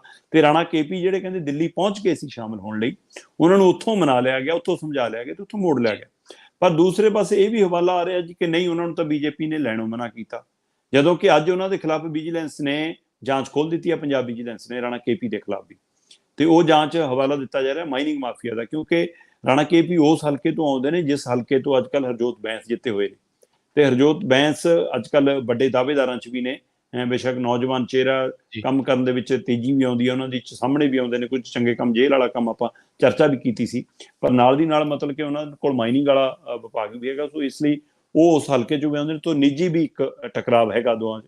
ਤੋਂ ਹੁਣ ਅੱਜ ਕਹਿੰਦੇ ਵਿਜੀਲੈਂਸ ਨੇ ਰਾਣਾ ਕੇਪੀ ਖਿਲਾਫ ਜਾਂਚ ਵੀ ਸ਼ੁਰੂ ਕਰ ਦਿੱਤੀ, ਪਰ ਕਿਹਾ ਜਾ ਰਿਹਾ ਕਿ ਰਾਣਾ ਕੇਪੀ ਨੂੰ ਕਾਂਗਰਸ ਨੇ ਮਨਾ ਲਿਆ, ਉਹਨਾਂ ਨੂੰ ਦਿੱਲੀ ਤੋਂ ਮੋੜ ਲਿਆ। ਇੱਧਰ ਕੁਝ ਧਿਰਾਂ ਇਹ ਵੀ ਦਮ ਭਰਦੀਆਂ ਨੇ ਕਿ ਰਾਣਾ ਕੇਪੀ ਨੂੰ ਲੈਣ ਤੋਂ ਅਮਿਤ ਸ਼ਾਹ ਨੇ ਨਾ ਕੀਤੀ। ਕੀ ਅਮਿਤ ਸ਼ਾਹ ਨੇ ਇਸ ਵਾਲੇ ਨਾ ਕੀਤੀ, ਜਦੋਂ ਕਿ ਸਿੱਧੇ ਤੌਰ ਦੇ ਉੱਤੇ ਰਾਣਾ ਕੇਪੀ ਜਾਂ ਓਪੀ ਸੋਨੀ ਵਰਗਿਆਂ ਦੇ ਖਿਲਾਫ ਅਜੇ ਕੋਈ ਜਾਂਚ ਸ਼ੁਰੂ ਨਹੀਂ ਹੋਈ ਸੀ, ਜਦੋਂ ਸ਼ਾਮਲ ਹੋਣ ਜਾ ਰਹੇ ਸੀ, ਕੋਈ ਜਾਂ ਨਾ ਨਹੀਂ ਸੀ। ਪਰ ਕੀ ਉਹ ਕੋਈ ਭ੍ਰਿਸ਼ਟਾਚਾਰ ਦਾ ਸਵਾਲ ਹੈ? ਜੇਕਰ ਅਜਿਹਾ ਸਵਾਲ ਹੈ ਤਾਂ ਬਲਬੀਰ ਸਿੱਧੂ ਵਰਗੇ ਲੈ ਲੇ, ਰਾਜਕੁਮਾਰ ਬੇਰਕਾ ਜਿਹਨਾਂ ਦੇ ਸਵਾਲ ਹੁੰਦੇ ਰਹੇ ਨੇ ਉਹ ਲੈ ਲੇ, ਸੋਢੀ ਵਰਗੇ ਲੈ ਲੇ। ਸੋ ਕਿੰਨੀ ਉਹ ਲੰਬੀ ਲਿਸਟ ਹੈ ਜਿਹੜੇ ਸਵਾਲਾਂ ਦੇ ਘੇਰਿਆਂ 'ਚ ਰਹੇ ਨੇ, ਉਹ ਸਾਰੇ ਕੀ ਉੱਥੇ ਜਾਂਦੇ ਹੀ ਮਸ਼ੀਨ 'ਚ ਨਵਾਏ ਤੇ ਦੁੱਧ ਧੋਤੇ ਹੋ ਗਏ ਸਾਰੇ। ਸੋ ਹੁਣ ਜੇਕਰ ਰੋਕ ਲੱਗੇ ਕੀ ਇਸ ਲਈ। ਤੇ ਇਹਦੇ ਵਿੱਚ ਇਹ ਵੀ ਚਰਚਾ ਹੈ ਕਿ ਰਾਣਾ ਕੇਪੀ ਨੂੰ ਲੈ ਕੇ ਇਹ ਵੀ ਹੈ ਕਿ ਰਾਣਾ ਕੇਪੀ ਰਾਜਨਾਥ ਸਿੰਘ ਦੇ ਕੈਂਪ ਤੋਂ ਆਉਂਦੇ ਨੇ। ਸੇ ਰਾਜਨਾਥ ਸਿੰਘ ਦਾ ਕੈਂਪ ਅੱਜ ਕੱਲ੍ਹ ਮਤਲਬ ਕਿ ਸਰੈਂਡਰ ਕਰ ਚੁੱਕਿਆ ਕਹਿੰਦੇ ਮੋਦੀ ਦੇ ਕੈਂਪ ਸਾਹਮਣੇ, ਤੋਂ ਇਸ ਲਈ ਉਹਨਾਂ ਦਾ ਕੈਂਪ ਨੂੰ ਕੋਈ ਮਜ਼ਬੂਤੀ ਨਾ ਮਿਲੇ ਜਾਂ ਉਹਨਾਂ ਦੇ ਕੁਝ ਬੰਦੇ ਸਿੱਧੇ ਨਾ ਆਉਣ, ਕਿ ਇਸ ਲਈ ਰਾਣਾ ਕੇਪੀ ਦਾ ਨਾਂ ਕੱਟਿਆ ਗਿਆ। ਇਹ ਵੀ ਇੱਕ ਚਰਚਾ ਦਾ ਪਹਿਲੂ ਹੈ। ਪਰ ਫਿਲਹਾਲ ਪਤਾ ਲੱਗ ਰਿਹਾ ਕਿ ਹੁਣ ਇਸ ਵਾਰ ਛਾਲਣੀ ਜ਼ਿਆਦਾ ਬਰੀਕ ਕਰ ਲਈ ਹੈ, ਕਹਿੰਦੇ ਕਿ ਜੀ ਇਸ ਬਾਰੇ ਮਨਜ਼ੂਰ ਨਹੀਂ, ਕਿ ਖਾਸ ਕਰ ਸਾਧ ਸਿੰਘ ਧਰਮਸੋਤ ਨੂੰ ਲੈ ਕੇ ਕਿ ਸਕਾਲਰਸ਼ਿਪ ਵਾਲਾ ਮਾਮਲਾ ਜੇ ਵਿਚਾਰ ਦੇਣਾ, ਸਾਡਾ ਹੀ ਫੰਡ ਹੈ ਕਹਿੰਦੇ ਜਿਹੜਾ ਉੱਧਰ ਗਿਆ, ਅਸੀਂ ਉਹ ਜਾਂਚ ਕਰਨੀ ਹੈ ਕਿ ਉਹ ਫੰਡ ਕਿਹਨੇ ਖੁਰਦ-ਬੁਰਦ ਕੀਤਾ। 39 ਕਰੋੜ ਦਾ ਹਿਸਾਬ ਹੀ ਨਹੀਂ ਕੋਈ, ਸੋ ਕਿੱਥੇ ਗਿਆ, ਕਿਹਨੇ ਖਾਧਾ। ਸੋ ਇਸ ਲਈ ਕਹਿੰਦੇ ਕਿ ਇਹ ਮਾਮਲਾ। ਦੂਜਾ ਉਹਨਾਂ ਦਾ ਦਰਖਤਾਂ ਵਾਲਾ ਮਾਮਲਾ ਪਹਿਲੇ ਹੈ ਜਿਹਦੇ ਉਹ ਜ਼ਮਾਨਤ ਤੇ ਨੇ, ਅਜੇ ਉਹ ਮਾਮਲਾ ਚੱਲੇ ਰਿਹਾ ਕੋਰਟ ਦੇ ਵਿੱਚ। ਸੋ ਇਸ ਲਈ ਸਾਧ ਸਿੰਘ ਧਰਮਸੋਤ ਦੇ ਤੋਂ ਬਾਅਦ ਇਹ ਲੱਗ ਰਿਹਾ ਕਿ ਹੁਣ ਹੋਰ ਕਾਂਗਰਸੀ ਜਿਹੜੇ ਭ੍ਰਿਸ਼ਟਾਚਾਰ 'ਚ ਨੇ ਜਾਂ ਅਕਾਲੀ ਜਿਨ੍ਹਾਂ ਦੇ ਅਜੇ ਦੋਸ਼ ਨੇ, ਉਹਨਾਂ ਦਾ ਹੁਣ ਬੀਜੇਪੀ ਕਰਨ ਹੋਣ 'ਚ ਅਜੇ ਸ਼ਾਇਦ ਰੋਕ ਲੱਗ ਸਕਦੀ ਹੈ। ਹੋ ਸਕਦਾ ਪੰਜਾਬ ਬੀਜੇਪੀ ਦੀ ਲੀਡਰਸ਼ਿਪ ਨੇ ਕੁਝ ਅਜਿਹੀ ਸੁਨੇਹਾ ਪਹੁੰਚਾਇਆ ਹੋਵੇ ਕਿ ਜਨਾਬ ਆਪਾਂ ਰਾਜ ਕੀਤਾ ਅਕਾਲੀਆਂ ਦੇ ਨਾਲ 5 ਸਾਲ ਪਹਿਲਾਂ ਤੇ 10 ਸਾਲ ਫੇਰ, ਉਹਨਾਂ 15 ਸਾਲਾਂ 'ਚ ਅਕਾਲੀਆਂ ਦੇ ਉੱਤੇ ਇੰਨੇ ਦੋਸ਼ ਲੱਗੇ ਕਿ ਮਾਈਨਿੰਗ ਸਰਕਾਰ ਦੇ ਨਾਂ ਤੇ ਬਦਨਾਮ ਹੋਈ ਅਕਾਲੀ। ਪਰ ਕਹਿੰਦੇ ਕਿ ਆਪਾਂ ਭਾਈਵਾਲ ਹੋ ਕੇ ਵੀ ਬਚ ਰਹੇ, ਆਪਾਂ ਆਪਣੇ ਤੇ ਲੀਡਰਾਂ ਦੇ ਸਿੱਧੇ ਛਿੱਟੇ ਨਹੀਂ ਕੋਈ ਪੈਣ ਦਿੱਤੇ। ਆਪਾਂ ਸਰਕਾਰ ਦਾ ਸੁੱਖ ਵੀ ਮਾਣਿਆ, ਸੱਤਾ ਦਾ ਸਵਾਦ ਵੀ ਲਿਆ, ਮੰਤਰੀ ਬਣੇ ਵੀ ਭੋਗੇ, ਸਰਕਾਰ ਵੀ ਦੇ ਹਿੱਸਾ ਵੀ ਰਹੇ, ਪਰ ਸਿੱਧੇ ਦੋਸ਼ ਨਹੀਂ ਲੱਗੇ। ਹੁਣ ਜਿਹੀ ਜੀ ਆਪਾਂ ਭੀੜ ਇਕੱਠੀ ਕਰ ਰਹੇ ਹਾਂ, ਕਿਤੇ ਇਹ ਨਾ ਹੋਵੇ ਕਿ ਮੈਦਾਨ 'ਚ ਉਤਰਨ ਲੱਗਿਆ ਹੀ ਸਾਡੇ ਦੇ ਉੱਤੇ ਲੋਕਾਂ ਨੇ ਗੋਲ ਚੱਕਰ ਨਿਸ਼ਾਨ ਮਾਰੇ ਹੋਣ ਕਿ ਫਲਾਣੇ ਮਾਫੀਏ ਦਾ, ਢਿਮਕੇ ਮਾਫੀਏ ਦਾ। ਇਸ ਲਈ ਹੋ ਸਕਦਾ ਅਗਲੀ ਵਾਰ ਤੋਂ ਇਹ ਹੁਣ ਤੈਅ ਕੀਤਾ ਹੋਵੇ ਬੀਜੇਪੀ ਨੇ ਥੋੜਾ ਜਿਹਾ ਕਿ ਭਾਈ ਆਪਾਂ ਹੁਣ ਸੋਚ ਸਮਝ ਕੇ ਲਈ, ਜਿਹੜੇ ਪੁਰਾਣੇ ਲੈ ਲਏ, ਕਿਉਂਕਿ ਬਾਕੀ ਸੂਬਿਆਂ ਚੱਲਦਾ ਹੋਣਾ ਕਿ ਬੀਜੇਪੀ ਕਰਕੇ ਕੋਈ ਨਾ ਬੋਲੇ, ਪਰ ਪੰਜਾਬ ਚੁੱਪ ਰਹਿਣ ਵਾਲਾ ਸੂਬਾ ਨਹੀਂ ਹੈ। ਪੰਜਾਬ ਸਵਾਲ ਮੋਦੀ ਨੂੰ ਵੀ ਕਰਨ ਜਾਣਦਾ ਤੇ ਮੋਦੀ ਨੂੰ ਘਰੇ ਜਾ ਕੇ ਹਰਾਉਣ ਵੀ ਜਾਣਦਾ। ਪੰਜਾਬ ਸਵਾਲ ਕੈਪਟਨ ਨੂੰ ਵੀ ਕਰਨ ਜਾਣਦਾ। ਪੰਜਾਬ ਸਵਾਲ ਬਾਦਲਾਂ ਨੂੰ ਕਰਕੇ ਖੁੱਡੇ ਵੀ ਲਾਉਣਾ ਜਾਣਦਾ ਤੇ ਪੰਜਾਬ ਭਗਵੰਤ ਮਾਨ ਨੂੰ ਵੀ ਸਵਾਲ ਕਰਦਾ। ਸੋ ਇਸ ਲਈ ਪੰਜਾਬ ਕੋਲ ਜਿਹੜੀ ਦਲੀਲ ਔਰ ਤਕਰੀਰ ਹੈ ਉਸ ਨੂੰ ਲੈ ਕੇ ਮੈਨੂੰ ਲੱਗਦਾ ਹੁਣ ਬੀਜੇਪੀ ਨੇ ਆਪਣੀ ਕੋਈ ਦਾ ਬਦਲਿਆ, ਆਪਣੀ ਕੋਈ ਚਾਲ ਬਦਲੀ ਜਾਂ ਛਾਲਣੀ ਬਦਲੀ। ਹਾਂ ਜੀ, ਬਿਲਕੁਲ ਸਿਆਸਤ ਦੇ ਵਿੱਚ ਸਮਾਂ ਹੁੰਦਾ ਜਦੋਂ ਤੁਹਾਡੀ ਲੋੜ ਪਾਰਟੀ ਨੂੰ ਵੀ ਹੁੰਦੀ ਹੈ ਤੇ ਦੂਜੀਆਂ ਵਿਰੋਧੀ ਪਾਰਟੀਆਂ ਨੂੰ ਵੀ ਹੁੰਦੀਆਂ, ਜਦੋਂ ਤੁਹਾਡੀ ਬਿਲਕੁਲ ਜੁੱਤੀ ਬੋਲਦੀ ਹੁੰਦੀ ਹੈ। ਜਦੋਂ ਫਿਰ ਗ੍ਰਾਫ ਡਿੱਗ ਪਏ ਨਾ, ਫਿਰ ਤਾਂ ਮੁਸ਼ਕਲ ਹੋ ਜਾਂਦਾ ਕੰਮ। ਅਗਲੀ ਖਬਰ ਦੇ ਵੱਲ ਵਧੀਏ ਸ਼ਰਮਾ ਜੀ, ਤੇ ਗੱਲ ਕਰੀਏ ਇੱਕ ਹੋਰ ਅਹਿਮ ਖਬਰ ਦੇ ਬਾਰੇ। ਯੂਪੀ ਦੇ ਵਿੱਚ ਕਬੱਡੀ ਟੂਰਨਾਮੈਂਟ ਸੀਗਾ ਤੇ ਉਸ ਕਬੱਡੀ ਟੂਰਨਾਮੈਂਟ ਦੇ ਦੌਰਾਨ ਖਿਡਾਰਨਾਂ ਨੂੰ, ਸਕੂਲੀ ਗੇਮ ਸੀਗੀਆਂ ਜੇ ਮੈਂ ਗਲਤ ਨਾ ਹੋਵਾਂ, ਤਾਂ ਖਿਡਾਰਨਾਂ ਨੂੰ ਇੱਕ ਪਖਾਨੇ ਦੇ ਵਿੱਚ ਖਾਣਾ ਪਰੋਸਿਆ ਗਿਆ ਜੀ। ਬਿਲਕੁਲ ਪ੍ਰਵੀਨ ਜੀ, ਮੈਂ ਦੇਖ ਰਿਹਾ ਸੀਗਾ ਕਿ ਉੱਥੇ ਸਥਾਨਕ ਕਬੱਡੀ ਐਸੋਸੀਏਸ਼ਨਾਂ ਦੇ ਮੈਚ ਚੱਲ ਰਹੇ ਸੀ ਤੇ ਉਹ ਬੱਚੀਆਂ ਜਦੋਂ ਉੱਥੇ ਪਹੁੰਚੀਆਂ ਤਾਂ ਖੇਲ ਅਧਿਕਾਰੀਆਂ ਨੇ, ਉੱਥੇ ਦੇ ਪ੍ਰਬੰਧਕਾਂ ਨੇ ਜੈਂਟਸ ਟਾਇਲਟ ਦੇ ਵਿੱਚ ਮਤਲਬ ਕਿ ਉਹਨਾਂ ਦਾ ਖਾਣਾ ਜੀ ਰੱਖਿਆ ਜੀ ਹੋਇਆ ਸੀ। ਥੱਲੇ ਹੀ ਮਤਲਬ ਕਿ ਪਤੀਲੇ 'ਚ ਚੌਲ ਪਏ ਨੇ, ਉਹ ਚਾਦਰ ਵਿਛਾ ਕੇ ਉਹਦੇ ਉੱਪਰ ਬਾਕੀ ਸਲਾਦ ਪਿਆ, ਉਹ ਪਿਆ, ਤੇ ਨਿਆਣੇ ਉੱਥੋਂ ਪਵਾ ਕੇ ਲਿਆ ਰਹੇ ਨੇ। ਮਤਲਬ ਇਹ ਤੋਂ ਵੱਡੀ ਮਤਭਾਗਾ ਹੋਰ ਕੀ ਹੋ ਸਕਦਾ ਕਿ ਤੁਹਾਨੂੰ ਇਹ ਵੀ ਨਹੀਂ ਪਤਾ।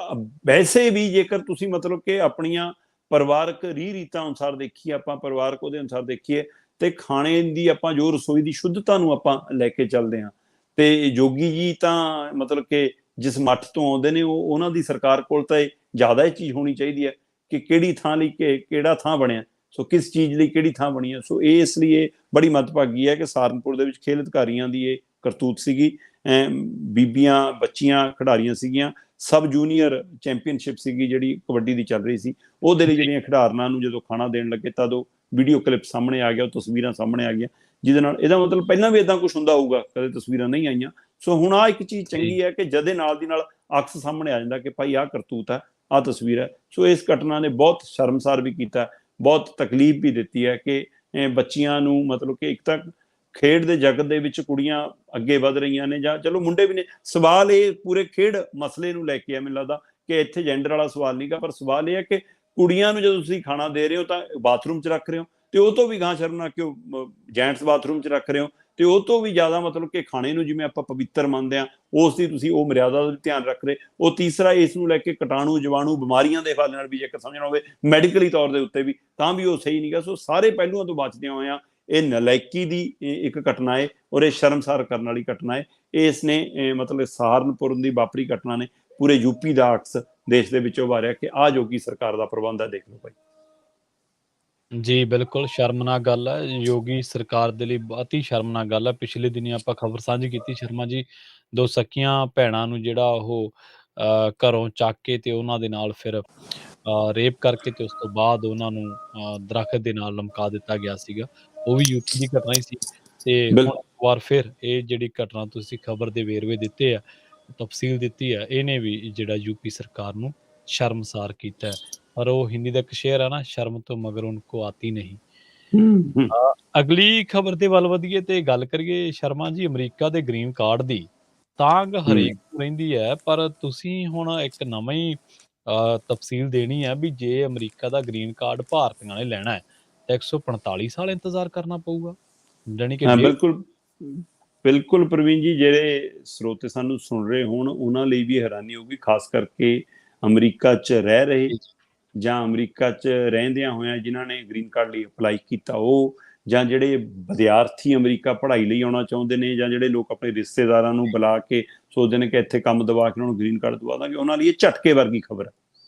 ਇਹ ਇੱਕ ਵੱਡਾ ਝਟਕਾ ਹੈ ਕਿ ਅਮਰੀਕਾ ਦੇ ਵਿੱਚ ਭਾਰਤੀਆਂ ਨੂੰ, ਖਾਸ ਕਰ ਜਿਨ੍ਹਾਂ ਨੇ 2022 ਚ ਅਪਲਾਈ ਕੀਤਾ, ਕਹਿੰਦੇ ਉਹਨੂੰ ਗ੍ਰੀਨ ਕਾਰਡ ਲੈਣ ਲਈ 145 ਸਾਲ ਲੱਗ ਸਕਦੇ ਨੇ ਜੀ। ਤੇ ਜਿਹੜੇ ਵਿਦਿਆਰਥੀ ਨੇ ਉਹਨਾਂ ਲਈ ਵੀ ਮਤਲਬ ਕਿ ਸਮਾਂ ਹੱਦ ਲਟਕਦੀ ਜਾ ਰਹੀ ਹੈ। ਇੱਥੋਂ ਤੱਕ ਕਿ ਵਿਜ਼ਟਰ ਵੀਜ਼ੇ ਲਈ ਵੀ ਕਹਿੰਦੇ ਕਿ 2024 ਤੋਂ ਪਹਿਲਾਂ ਤੁਹਾਨੂੰ ਸੱਦਾ ਆਉਣ ਦੀ ਵੀ ਉਮੀਦ ਨਹੀਂ ਕਿ ਹਾਂ ਤੁਹਾਨੂੰ ਵਿਜ਼ਟਰ ਵੀਜ਼ੇ ਲਈ ਵੀ ਸੱਦ ਲੈਣ ਕਿ ਭਾਈ ਤੁਸੀਂ ਐਪਲੀਕੇਸ਼ਨ ਆਈ ਵੀ ਹੈ, ਦੱਸੋ ਕੀ ਆਪਣੇ ਕਾਗਜ਼ ਪੱਤਰ ਦਿਖਾਓ। ਇੱਥੇ ਤੱਕ ਸਥਿਤੀ। ਇਹ ਆਪਾਂ ਨਹੀਂ ਕਹਿ ਰਹੇ, ਇਹ ਮੈਂ ਅੱਜ ਦੀ ਅਖਬਾਰ ਦੇ ਹਵਾਲੇ ਨਾਲ ਗੱਲ ਕਰਦਾ। ਮੈਂ ਅਖਬਾਰ ਦਾ ਇੱਕ ਸਰਵੇ ਪੜ੍ਹ ਰਿਹਾ ਸੀ, ਉਸ ਸਰਵੇ ਦਾ ਇਹ ਦਮ ਭਰਦਾ। ਕਹਿੰਦੇ ਕਿ ਅਮਰੀਕਾ 'ਚ ਗ੍ਰੀਨ ਕਾਰਡ ਦੀ ਜਿਹੜੀ ਵੇਟਿੰਗ ਹੈ 145 ਸਾਲ ਹੋ ਗਈ ਹੈ ਭਾਰਤੀਆਂ ਦੇ ਲਈ, ਤੇ ਇਸ ਰੋਸੇ ਵਜੋਂ ਭਾਰਤੀਆਂ ਨੇ ਇੱਕ ਦਿਨ ਦਾ ਕੰਮ ਬੰਦ ਕਰਕੇ ਰੋਸ ਵੀ ਪ੍ਰਗਟਾਇਆ। ਕਹਿੰਦੇ ਜੀ ਇਹ ਵੀ ਵੱਲ ਦਿੱਤਾ ਗਿਆ ਕਿ ਭਾਰਤ ਵਾਸੀਆਂ ਨੇ ਉੱਥੇ ਇੱਕ ਦਿਨ ਆਪਣਾ ਕਾਰੋਬਾਰ ਸਾਰੇ ਕੰਮ ਠੱਪ ਕੀਤੇ, ਕਿ ਇਹ ਧੱਕਾ ਹੈ ਸਾਡੇ ਨਾਲ। ਅਸਲ 'ਚ ਤੁਸੀਂ ਜ਼ਿਆਦਾ ਇਸ ਗੱਲ ਦੇ ਤੱਥ ਦਾ ਰੱਖ ਸਕਦੇ ਹੋ, ਮੈਂ ਤਾਂ ਇਸ ਜੀ ਜੀ ਸਰਵੇ ਦੇ ਹਵਾਲੇ ਨਾਲ ਇਹ ਗੱਲ ਰੱਖ ਰਿਹਾ ਕਿ ਉਹ 'ਚ ਹਵਾਲਾ ਦਿੱਤਾ ਗਿਆ ਕਿ ਭਾਰਤੀਆਂ ਦਾ ਕੋਟਾ ਗ੍ਰੀਨ ਕਾਰਡ ਦੇ ਵਿੱਚ 7% ਹੈ। ਮਤਲਬ ਜੇਕਰ 100 ਬੰਦਿਆਂ ਨੂੰ ਗ੍ਰੀਨ ਕਾਰਡ ਮਿਲਣਾ ਤਾਂ ਉਹ 'ਚ 7 ਭਾਰਤੀ ਹੋਣਗੇ। ਜੀ ਸੋ ਇਸ ਹਵਾਲੇ ਨਾਲ ਕਹਿੰਦੇ ਕਿ ਇੱਕ ਸਾਲ ਦੇ ਅੰਦਰ ਸਿਰਫ 2467 ਬੰਦਿਆਂ ਨੂੰ ਗ੍ਰੀਨ ਕਾਰਡ ਮਿਲ ਸਕਦਾ, ਤੇ ਇਸ ਲਈ 5 ਲੱਖ ਤੋਂ ਵੱਧ ਸਾਡੀਆਂ ਭਾਰਤੀਆਂ ਦੀਆਂ ਐਪਲੀਕੇਸ਼ਨਾਂ ਮਨਜ਼ੂਰ ਹੋ ਚੁੱਕੀਆਂ ਨੇ। ਇਹਦਾ ਜੀ ਮਤਲਬ ਉਸ ਪ੍ਰੋਸੈਸ ਚੋਂ ਨਿਕਲ ਚੁੱਕੀਆਂ ਨੇ, ਉਹ ਗ੍ਰੀਨ ਕਾਰਡ ਲੈਣ ਦੇ ਹੱਕਦਾਰ ਨੇ। ਸੋ ਜਿਹੜੀਆਂ ਕੋਤਾਹੀਆਂ ਖਾਮੀਆਂ ਕੋਈ ਸੀਗੀਆਂ, ਉਹ ਸਾਰਾ ਕੁਝ ਹੋਣ ਤੋਂ ਬਾਅਦ ਜਿਹੜੀਆਂ ਮਤਲਬ ਕਿ ਪਟੀਸ਼ਨਾਂ ਐਪਲੀਕੇਸ਼ਨਾਂ ਮਨਜ਼ੂਰ ਹੋਈਆਂ ਨੇ ਕਿ ਹਾਂ ਤੁਸੀਂ ਗ੍ਰੀਨ ਕਾਰਡ ਧਾਰਕ ਬਣ ਸਕਦੇ ਹੋ, ਉਹਦਾ 5 ਲੱਖ ਦਾ ਅੰਕੜਾ ਹੈ। ਤੇ 5 ਲੱਖ ਦੇ ਅੰਕੜੇ ਦਾ ਮਤਲਬ ਹੈ ਕਹਿੰਦੇ ਕਿ ਫਿਰ 2022 'ਚ ਜਿਹਨੇ ਅਪਲਾਈ ਕੀਤਾ 7% ਦੇ ਹਿਸਾਬ ਨਾਲ ਜੇਕਰ ਹਿਸਾਬ ਲਾਓਗੇ ਤਾਂ ਫਿਰ 145 ਸਾਲ ਬਾਅਦ ਵਾਰੀ ਆਉਂਦੀ ਹੈ। ਤੇ ਫਿਰ ਉਹ ਬੰਦਾ ਗ੍ਰੀਨ ਕਾਰਡ ਲੈਣ ਲਈ ਇਸ ਧਰਤੀ ਤੇ ਨਹੀਂ ਹੋਣਾ ਜਾਣੂ ਤਾਂ। ਸੋ ਇਸ ਲਈ ਇਹਦਾ ਮਤਲਬ ਉਹ ਤਾਂ ਕਦੇ ਗ੍ਰੀਨ ਕਾਰਡ ਹੋ ਹੀ ਨਹੀਂ ਸਕਦਾ।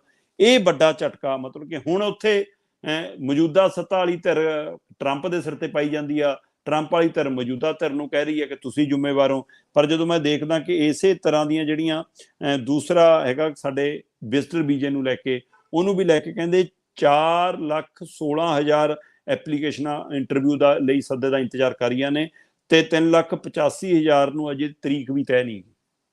ਸੋ ਇਹੀ ਸਥਿਤੀ ਉੱਧਰ ਬਣੀ ਹੋਈ ਆ ਕਿ 2022-23 ਦੇ ਲਈ H1 ਵੀਜ਼ਾ, ਵਰਕ ਵੀਜ਼ਾ ਜਿਹੜਾ, ਉਹਦੀਆਂ 65,000 ਦੀ ਸੀਮਾ ਹੱਦ ਸੀ ਜਿਹੜੀ ਉਹ ਪੂਰੀ ਹੋ ਚੁੱਕੀ ਆ। ਸੋ ਜਿਹੜਾ 65,000 ਦੀ ਹੋਣੀ ਸੀ, ਉਹ ਤੋਂ ਬਾਅਦ ਹੁਣ ਕਹਿੰਦੇ ਕਿ ਤਰੀਕ ਵੀ ਨਹੀਂ ਮਿਲ ਰਹੀ ਕਿਸੇ ਨੂੰ, ਸੱਦਾ ਵੀ ਨਹੀਂ ਆ ਰਿਹਾ, ਤੇ 700 ਦਿਨਾਂ ਦੀ ਮਤਲਬ ਕਿ ਉਹਨਾਂ ਨੂੰ ਜ਼ਿਆਦਾ ਸਮਾਂ ਹੋ ਚੁੱਕਿਆ, ਤੇ ਇੰਨੇ ਦਿਨ ਮਤਲਬ ਕਿ ਅਪਾਇੰਟਮੈਂਟ ਨਾ ਮਿਲਣਾ, 700 ਦਿਨ ਤੋਂ ਬਾਅਦ ਸਮਾਂ ਲੰਘਣਾ। ਸੋ ਇਹ ਇੱਕ ਝਟਕੇ ਵਰਗਾ ਹੈ। ਬੇਸ਼ੱਕ ਅਮਰੀਕਾ ਦੇ ਪ੍ਰਸ਼ਾਸਨ ਨੇ ਕਹਿੰਦੇ ਕਿਹਾ ਕਿ ਅਸੀਂ ਆਪਣੀ ਟੈਕਨੋਲੋਜੀ ਨੂੰ ਹੋਰ ਤੇਜ਼ ਕਰ ਰਹੇ ਹਾਂ, ਅਸੀਂ ਵੀਜ਼ਾ ਪ੍ਰਣਾਲੀ ਦੇਣ ਦੇ ਲਈ ਹੋਰ ਪ੍ਰਬੰਧ ਕਰ ਰਹੇ ਹਾਂ, ਉਸ ਨੂੰ ਤੇਜ਼ ਪ੍ਰੋਸੈਸ ਵੀ ਕਰ ਰਹੇ ਹਾਂ, ਆਟੋਮੈਟਿਕ ਵੀ ਕਰ ਰਹੇ ਹਾਂ, ਤਾਂ ਕਿ ਸਿੱਧਾ ਆਪਣੇ ਆਪ ਮਸ਼ੀਨੋਂ ਚਿੱਠੀਆਂ ਲੈ ਸਕੇ, ਕੁਝ ਕਰ ਸਕੇ, ਅਜਿਹਾ ਪ੍ਰਬੰਧ ਵੀ ਕੀਤਾ ਜਾ ਰਿਹਾ। ਪਰ ਸਭ ਤੋਂ ਜ਼ਿਆਦਾ ਪਰੇਸ਼ਾਨੀ ਜਿਹੜੀ ਇੱਥੇ ਹੈਗੀ ਆ, ਜਿਹੜੇ ਲੋਕਾਂ ਨੇ ਗ੍ਰੀਨ ਕਾਰਡ ਅਪਲਾਈ ਕੀਤਾ ਉਹਨਾਂ ਲਈ, ਤੇ ਉਸ ਤੋਂ ਵੀ ਵੱਡੀ ਹੈ ਜਿਹੜੇ ਵਿਦਿਆਰਥੀ ਉੱਥੇ ਪੜ੍ਹਨ ਜਾਣਾ ਚਾਹੁੰਦੇ ਨੇ, ਜਿਨ੍ਹਾਂ ਨੇ 2022-23 ਦੇ ਸੈਸ਼ਨ ਸ਼ੁਰੂ ਕਰਨ ਦੀ ਸੋਚਿਆ ਸੀ, ਉਹਨਾਂ ਨੂੰ 2024 ਤੱਕ ਅਮਰੀਕਾ ਤੋਂ ਸੱਦਾ ਆਉਣ ਦੀ ਕੋਈ ਉਮੀਦ ਨਹੀਂ ਹੈ। 2023 ਤੱਕ ਕਹਿੰਦੇ ਕਿ ਅਮਰੀਕਾ ਤੋਂ ਵਿਦਿਆਰਥੀਆਂ ਲਈ ਵੀ ਇੱਕ ਝਟਕੇ ਵਾਲੀ ਗੱਲ। ਔਰ ਕੁਝ ਤਸਵੀਰਾਂ ਨਿਊਜ਼ੀਲੈਂਡ ਔਰ ਕੈਨੇਡਾ ਤੋਂ ਵੀ ਇਹ ਮਿਲ ਰਹੀਆਂ। 75,000 ਤੋਂ ਵੱਧ ਬੱਚਿਆਂ ਦੀਆਂ ਐਪਲੀਕੇਸ਼ਨਾਂ ਕੈਨੇਡਾ ਲਈ ਪਈਆਂ ਨੇ, ਜਿਹਦੇ 'ਚ 25,000 ਤੋਂ 30,000 ਤਾਂ ਇਕੱਲਾ ਭਾਰਤ ਦੇ ਬੱਚੇ ਨੇ। ਸੋ ਇਸ ਲਈ ਉਹ ਕਹਿੰਦੇ ਕਿ ਘੁੰਮਣ ਆਉਣਾ, ਟੂਰਿਸਟ ਲਈ ਆਉਣਾ ਅਮਰੀਕਾ, ਆ ਜਾਓ, ਹੁਣੇ ਤੁਹਾਡਾ ਵੀਜ਼ੇ ਦੇ ਦਾਂਗੇ, ਟੂਰਿਸਟ ਲਈ ਵੀਜ਼ਾ ਦੇ ਦਾਂਗੇ, ਪਰ ਵਿਜ਼ਟਰ ਵੀਜ਼ਾ, H1B ਵੀਜ਼ਾ ਜਾਂ ਆਪਣੇ ਗ੍ਰੀਨ ਕਾਰਡ ਵਾਲੇ, ਇਹਨਾਂ ਦੇ ਹੁਣ 145 ਸਾਲ ਦੀ ਵੇਟਿੰਗ, ਕਿਤੇ 4 ਸਾਲ ਦੀ ਵੇਟਿੰਗ, ਕਿਤੇ 3 ਸਾਲ ਦੀ ਵੇਟਿੰਗ, ਉਹ ਵੱਖ-ਵੱਖ ਕੈਟਾਗਰੀ ਵਾਈਜ਼। ਪਰ ਗ੍ਰੀਨ ਕਾਰਡ ਲਈ ਇੱਕ ਵੱਡਾ ਝਟਕਾ, 145 ਸਾਲ ਬਾਅਦ ਜੇਕਰ ਤੁਹਾਨੂੰ ਮਿਲਣਾ ਤਾਂ ਇਹਦਾ ਮਤਲਬ ਮਿਲਣਾ ਹੀ, ਤੁਸੀਂ ਗ੍ਰੀਨ ਕਾਰਡ ਹੋਣਾ ਹੀ ਨਹੀਂ। ਸੋ ਇਹ ਖਬਰ ਬੜੀ ਮਤਲਬ ਕਿ ਹੈਰਾਨ ਕਰਨ ਵਾਲੀ ਹੈ, ਔਰ ਆਪਣੇ ਭਾਰਤੀਆਂ ਲਈ ਇੱਕ ਝਟਕੇ ਵਰਗੀ ਹੈ। ਜੀ ਬਿਲਕੁਲ ਬਿਲਕੁਲ। ਅਗਲੀ ਖਬਰ ਦੇ ਵੱਲ ਵਧੀਏ ਤੇ ਗੱਲ ਕਰੀਏ ਬਿਜਲੀ ਦੇ ਨਿੱਜੀਕਰਨ ਦੀ। ਹੁਣ ਕਿਸਾਨਾਂ ਨੇ ਇਹਦਾ ਵਿਰੋਧ ਕੀਤਾ ਸ਼ਰਮਾ ਜੀ। ਹਾਂ ਬਿਲਕੁਲ, ਲਗਾਤਾਰ ਵਿਰੋਧ ਪ੍ਰਦਰਸ਼ਨ ਜਾਰੀ ਨੇ। ਜਿਵੇਂ ਆਪਾਂ ਪਿਛਲੇ ਦਿਨੀ ਗੱਲ ਕਰ ਰਹੇ ਸੀ, ਧੂਰੀ ਦੇ ਵਿੱਚ ਗੰਨਾ ਨੂੰ ਲੈ ਕੇ 8 ਕਰੋੜ ਦੀ ਅਦਾਇਗੀ ਸੀ, ਉਹ ਹਲੇ ਵੀ 7 ਕਰੋੜ ਦੀ ਅਦਾਇਗੀ ਪਈ ਆ। 1 ਕਰੋੜ ਕੁਛ ਪਾਇਆ ਬੋਲੀ ਲਈ ਦੁਬਾਰਾ ਬੰਦੇ ਬੁਲਾਏ ਸੀ, ਤੇ ਉਹ ਪਿਛਲੀ ਵਾਰ ਜਦੋਂ ਆਏ ਸੀ ਤਦ ਵੀ ਆਪਾਂ ਕਿਹਾ ਸੀ ਕਿ ਉਹਨਾਂ ਨੇ ਤਾਂ ਉਹਨਾਂ ਕੰਨੀ ਉਹ ਬਕਾਇਆ ਕਰਤਾ। ਤੇ ਅੱਜ ਉੱਥੇ ਹੁਣ ਮੈਨੂੰ ਪਤਾ ਲੱਗਿਆ ਜਿਹੜਾ ਉੱਥੇ ਪ੍ਰਧਾਨ ਹੈ ਉਹ ਖੁਦ ਪੈਟਰੋਲ ਤੇ ਸਲਫਾਸ ਲੈ ਕੇ ਚਿਮਨੀ ਤੇ ਚੜ੍ਹ ਗਿਆ। 2 ਕਿਸਾਨ ਪਹਿਲਾਂ ਹੀ ਚੜ੍ਹੇ ਸੀ। ਉਧਰ ਕਿਸਾਨਾਂ ਦੀ ਇੱਧਰ ਲਾਈਨਮੈਨ ਟਾਵਰ ਤੇ ਚੜ੍ਹੇ ਨੇ, ਜਿਹੜੇ ਮਤਲਬ ਕਿ ਉਹ ਕਹਿੰਦੇ ਸਾਡੇ ਨਾਲ ਵਾਅਦਾ ਸੀਗਾ ਕਿ ਪਹਿਲਾਂ ਤੁਹਾਨੂੰ ਪੱਕੇ ਕਰਾਂਗੇ ਬੇਰੁਜ਼ਗਾਰਾਂ ਨੂੰ, ਤੇ ਨਵਿਆਂ ਦੀ ਭਰਤੀ ਦੇ ਇਸ਼ਤਿਹਾਰ ਵੀ ਦੇਣ ਲੱਗ ਗਏ, ਤੇ ਸਾਡੇ ਬਾਰੇ ਪੁੱਛਿਆ ਨਹੀਂ ਜਾ ਰਿਹਾ। ਕਹਿੰਦੇ ਮਾਨ ਸਾਹਿਬ ਖੁਦ ਸਾਡੀਆਂ ਪਿੱਠਾਂ ਥੱਪੜਦੇ ਰਹੇ, ਤੇ ਹੁਣ ਜਦੋਂ ਰੁਜ਼ਗਾਰ ਦੇਣ ਦੀ ਵਾਰੀ ਸਾਡੀ, ਉਹ ਹਾਈ ਵੋਲਟੇਜ ਟਾਵਰਾਂ ਤੇ ਚੜ੍ਹੇ ਨੇ ਨਿਆਣੇ। ਸੋ ਇੱਧਰ ਦੂਸਰੇ ਪਾਸੇ ਆਪਾਂ ਕੱਲ ਗੱਲ ਕਰਕੇ ਹਟੇ ਹਾਂ ਕਿ ਬਿਜਲੀ ਦਾ ਹੁਣ ਸਪਲਾਈ ਦਾ ਕੰਮ ਵੀ ਪ੍ਰਾਈਵੇਟ ਘਰਾਣਿਆਂ ਨੂੰ ਸੌਂਪ ਦਿੱਤਾ ਗਿਆ। ਉਹ ਬਿਜਲੀ ਸੋਧ ਬਿੱਲ ਲਾਗੂ ਹੋਣ ਤੋਂ ਪਹਿਲਾਂ ਹੀ ਇਹ ਤਜਵੀਜ਼ ਨੂੰ ਅਮਲੀ ਜਾਮਾ ਪਹਿਨਾ ਦਿੱਤਾ ਗਿਆ ਕਿ ਭਾਈ ਪ੍ਰਾਈਵੇਟਕਰਨ ਹੋ ਗਿਆ ਬਿਜਲੀ ਸਪਲਾਈ, ਔਰ ਉਹਦੇ ਲਈ ਨਗਰ ਨਿਗਮ ਪੱਧਰ ਦੇ ਉੱਤੇ ਵੀ 2-2 3-3 ਜ਼ਿਲ੍ਹਿਆਂ ਦੇ ਪੱਧਰ ਦੇ ਉੱਤੇ ਵੀ ਪ੍ਰਾਈਵੇਟ ਕੰਟਰੈਕਟ ਲੈ ਕੇ ਬਿਜਲੀ ਸਪਲਾਈ ਉਹਨਾਂ ਨੂੰ ਦਿੱਤੀ ਜਾਊਗੀ। ਸੋ ਇਸ ਨੂੰ ਲੈ ਕੇ ਕਿਸਾਨ ਨਿੱਤਰੇ ਨੇ। ਅਜੇ ਹੋਰ ਸੰਗਠਨ, ਕੋਈ ਉਦਯੋਗਿਕ ਧਿਰਾਂ, ਕੋਈ ਹੋਰ ਯੂਨੀਅਨਾਂ, ਇੱਥੋਂ ਤੱਕ ਕਿ ਬਿਜਲੀ ਵਿਭਾਗ ਨਾਲ ਸੰਬੰਧਿਤ ਧਿਰਾਂ ਖੁੱਲ੍ਹ ਕੇ ਸਾਹਮਣੇ ਕੋਈ ਉਵੇਂ ਨਹੀਂ ਆਈਆਂ ਜਿਵੇਂ ਕਿਸਾਨ ਆਏ ਨੇ। ਕਿਸਾਨ ਮਤਲਬ ਕਿ ਸਾਰੀ ਲੜਾਈ ਹੁਣ ਕਿਸਾਨਾਂ ਨੇ ਨਹੀਂ ਲੜਨੀ ਆ ਪ੍ਰਵੀਨ ਜੀ। ਹਰ ਮੁੱਦੇ ਤੇ ਪਹਿਲਾਂ ਉਹੀ ਆਉਣ, ਬਾਕੀ ਸਮਾਜ ਦਾ, ਬਾਕੀ ਧਿਰਾਂ ਦਾ ਕੋਈ ਫਰਜ਼ ਹੀ ਨਹੀਂਗਾ। ਹੂੰ, ਜਿਸ ਕਦਰ ਦੇਸ਼ ਦਾ ਪ੍ਰਾਈਵੇਟਕਰਨ ਹੋ ਰਿਹਾ, ਜਿਸ ਕਦਰ ਦੇਸ਼ ਨਾਲ ਮਤਲਬ ਲੋਕਾਂ ਦੀ ਜੇਬ ਤੇ ਡਾਕਾ ਵੱਜ ਰਿਹਾ, ਜਿਸ ਕਦਰ ਮਹਿੰਗਾਈ ਨੇ ਲੱਕ ਤੋੜਿਆ, ਜਿਸ ਕਦਰ ਸਾਰਾ ਕੁਝ ਪ੍ਰਾਈਵੇਟ ਨੂੰ ਸੌਂਪ ਕੇ ਉਹਨਾਂ ਦੀ ਮਨਮਰਜ਼ੀਆਂ ਤੇ ਛੱਡ ਦਿੱਤਾ ਜਾ ਰਿਹਾ, ਉਸ ਜੀ, ਨੂੰ ਲੈ ਕੇ ਬਾਕੀ ਧਿਰਾਂ ਦਾ ਕੀ ਫਰਜ਼ ਹੈ। ਸੋ ਇਸ ਨੂੰ ਲੈ ਕੇ ਮੈਨੂੰ ਫਿਕਰਮੰਦੀ ਹੈ। ਪਰ ਪੰਜਾਬ ਦੀਆਂ ਕਿਸਾਨ ਜਥੇਬੰਦੀਆਂ ਇਸ ਮਸਲੇ ਤੇ ਨਿਤਰੀਆਂ ਨੇ, ਔਰ ਆਉਂਦੇ ਦਿਨਾਂ 'ਚ ਉਹ ਵੱਡਾ ਪ੍ਰੋਗਰਾਮ ਉਲੀਕ ਕੇ ਇਸ ਦੇ ਉੱਤੇ ਮੁਹਿੰਮ ਸ਼ੁਰੂ ਕਰਨ ਲਈ ਵੀ ਤਿਆਰੀਆਂ ਕਰ ਰਹੀਆਂ ਨੇ। ਸੋ ਇਸ ਨੂੰ ਮੈਨੂੰ ਲੱਗਦਾ ਕਿ ਇਸ ਮਸਲੇ ਤੇ ਬਾਕੀ ਪਰਿਵਾਰਕ ਧਿਰਾਂ ਨੂੰ, ਖਾਸ ਕਰ ਮਿਡਲ ਕਲਾਸ, ਮਤਲਬ ਕਿ ਮੈਂ ਕੱਲ ਬਾਬਾ ਫਰੀਦ ਮੇਲੇ ਸੀਗਾ, ਮੈਂ ਉੱਥੇ ਲਗਭਗ 100-200 ਬੰਦਿਆਂ ਨੂੰ ਪੁੱਛਿਆ। ਮੇਰਾ ਇੱਕੋ ਸਵਾਲ ਸੀ ਪ੍ਰਵੀਨ ਜੀ ਸਾਰਿਆਂ ਨੂੰ, ਕਿ ਬਾਈ ਤੁਹਾਡਾ ਬਿੱਲ ਜ਼ੀਰੋ ਆਇਆ? ਜੀ, ਤੇ ਲਗਭਗ ਉਹਨਾਂ 100 ਦੇ ਵਿੱਚੋਂ 76-77 ਨੇ ਮੈਨੂੰ ਕਿਹਾ ਕਿ ਨਹੀਂ ਆਇਆ ਸਾਡਾ। ਹੂੰ, ਤੇ ਫਿਰ ਇਹ ਕਿਹੜੇ ਲੋਕ ਨੇ ਜਿਨ੍ਹਾਂ ਬਾਰੇ ਇਸ਼ਤਿਹਾਰ ਦਿੱਤਾ ਜਾ ਰਿਹਾ ਕਿ ਸਾਡਾ ਬਿੱਲ ਜ਼ੀਰੋ ਆ ਗਿਆ। ਸੋ ਇਸ ਲਈ ਆਹ ਜਿਹੜੀਆਂ ਮੁਫਤ ਦੀਆਂ ਮਤਲਬ ਦਮ ਭਰਨ ਵਾਲੀਆਂ ਗੱਲਾਂ ਨੇ ਪੰਜਾਬ ਸਰਕਾਰ ਦੀਆਂ, ਤੇ ਕੇਂਦਰ ਦਮ ਭਰਦਾ ਕਿ ਅਸੀਂ ਲੋਕਾਂ ਦਾ ਢਿੱਡ ਅਸੀਂ ਭਰ ਰਹੇ ਹਾਂ, ਪਰ ਲੋਕਾਂ ਦੇ ਢਿੱਡਾਂ ਨੂੰ ਗੱਠਾਂ ਦੇਣ ਲਈ ਮਜਬੂਰ ਕੌਣ ਕਰ ਰਿਹਾ? ਇਹ ਸਰਕਾਰਾਂ ਹੀ ਨੇ। ਸੋ ਇਸ ਲਈ ਇਸ ਮਸਲੇ ਤੇ ਕਿਸਾਨਾਂ ਨੇ ਰੋਸ ਮੁਜ਼ਾਹਰਾ ਸ਼ੁਰੂ ਕਰ ਦਿੱਤਾ, ਪਰ ਉਮੀਦ ਕਰਾਂਗੇ ਕਿ ਆਉਂਦੇ ਦਿਨਾਂ 'ਚ ਇਹ ਵੱਡੀ ਮੁਹਿੰਮ ਬਣ ਸਕਦੀ ਹੈ, ਕਿਉਂਕਿ ਤਕਲੀਫ ਸਾਰੀਆਂ ਧਿਰਾਂ ਨੂੰ ਹੈ ਇਸ ਦੀ। ਜੀ, ਜੀ। ਬਿਲਕੁਲ ਜੀ, ਤਕਲੀਫ ਸਾਰੀਆਂ ਧਿਰਾਂ ਨੂੰ ਆ। ਮੱਧ ਵਰਗ ਤਾਂ ਬਹੁਤ ਜ਼ਿਆਦਾ ਔਖਾ ਸਰਕਾਰ ਦੀਆਂ ਪਾਲਿਸੀਜ਼ ਤੋਂ, ਕਿਉਂਕਿ ਰੁਜ਼ਗਾਰ ਦੇ ਮਸਲੇ ਨੂੰ ਦੇਖ ਲਈਏ, ਮਹਿੰਗਾਈ ਨੂੰ ਦੇਖ ਲਈਏ, ਸਰਕਾਰ ਦੀਆਂ ਪਾਲਿਸੀਜ਼ ਨੂੰ ਦੇਖ ਲਈਏ। ਸ਼ਰਮਾ ਜੀ, ਬਹੁਤ-ਬਹੁਤ ਧੰਨਵਾਦ ਤੁਹਾਡਾ ਇਹਨਾਂ ਖਾਸ ਜਾਣਕਾਰੀਆਂ ਦੇ ਲਈ। ਜੀ, ਸੋ ਇਹ ਸਨ ਆਪਣੇ ਨਾਲ ਦੀਪਕ ਸ਼ਰਮਾ ਚਨਾਰਥਲ ਜੀ, ਜਿਨ੍ਹਾਂ ਦੇ ਨਾਲ ਆਪਾਂ ਕਈ ਅਹਿਮ ਖਬਰਾਂ ਨੂੰ ਲੈ ਕੇ ਚਰਚਾ ਕੀਤੀ ਹੈ। ਸਮਾਂ ਇਜਾਜ਼ਤ ਨਹੀਂ ਦਿੰਦਾ ਮੈਨੂੰ, ਪ੍ਰਵੀਨ ਸ਼ਰਮਾ ਨੂੰ ਦਿਓ ਇਜਾਜ਼ਤ। ਜੁੜੇ ਰਹੋ ਪੰਜਾਬੀ ਰੇਡੀਓ USA ਦੇ ਨਾਲ। ਤੇ ਆਖਿਰ ਦੇ ਵਿੱਚ ਇੱਕ ਵਾਰ ਫਿਰ ਤੋਂ ਤੁਹਾਨੂੰ ਸਭ ਨੂੰ ਪਿਆਰ ਸਤਿਕਾਰ ਸਹਿਤ ਸਤਿ ਸ਼੍ਰੀ ਅਕਾਲ।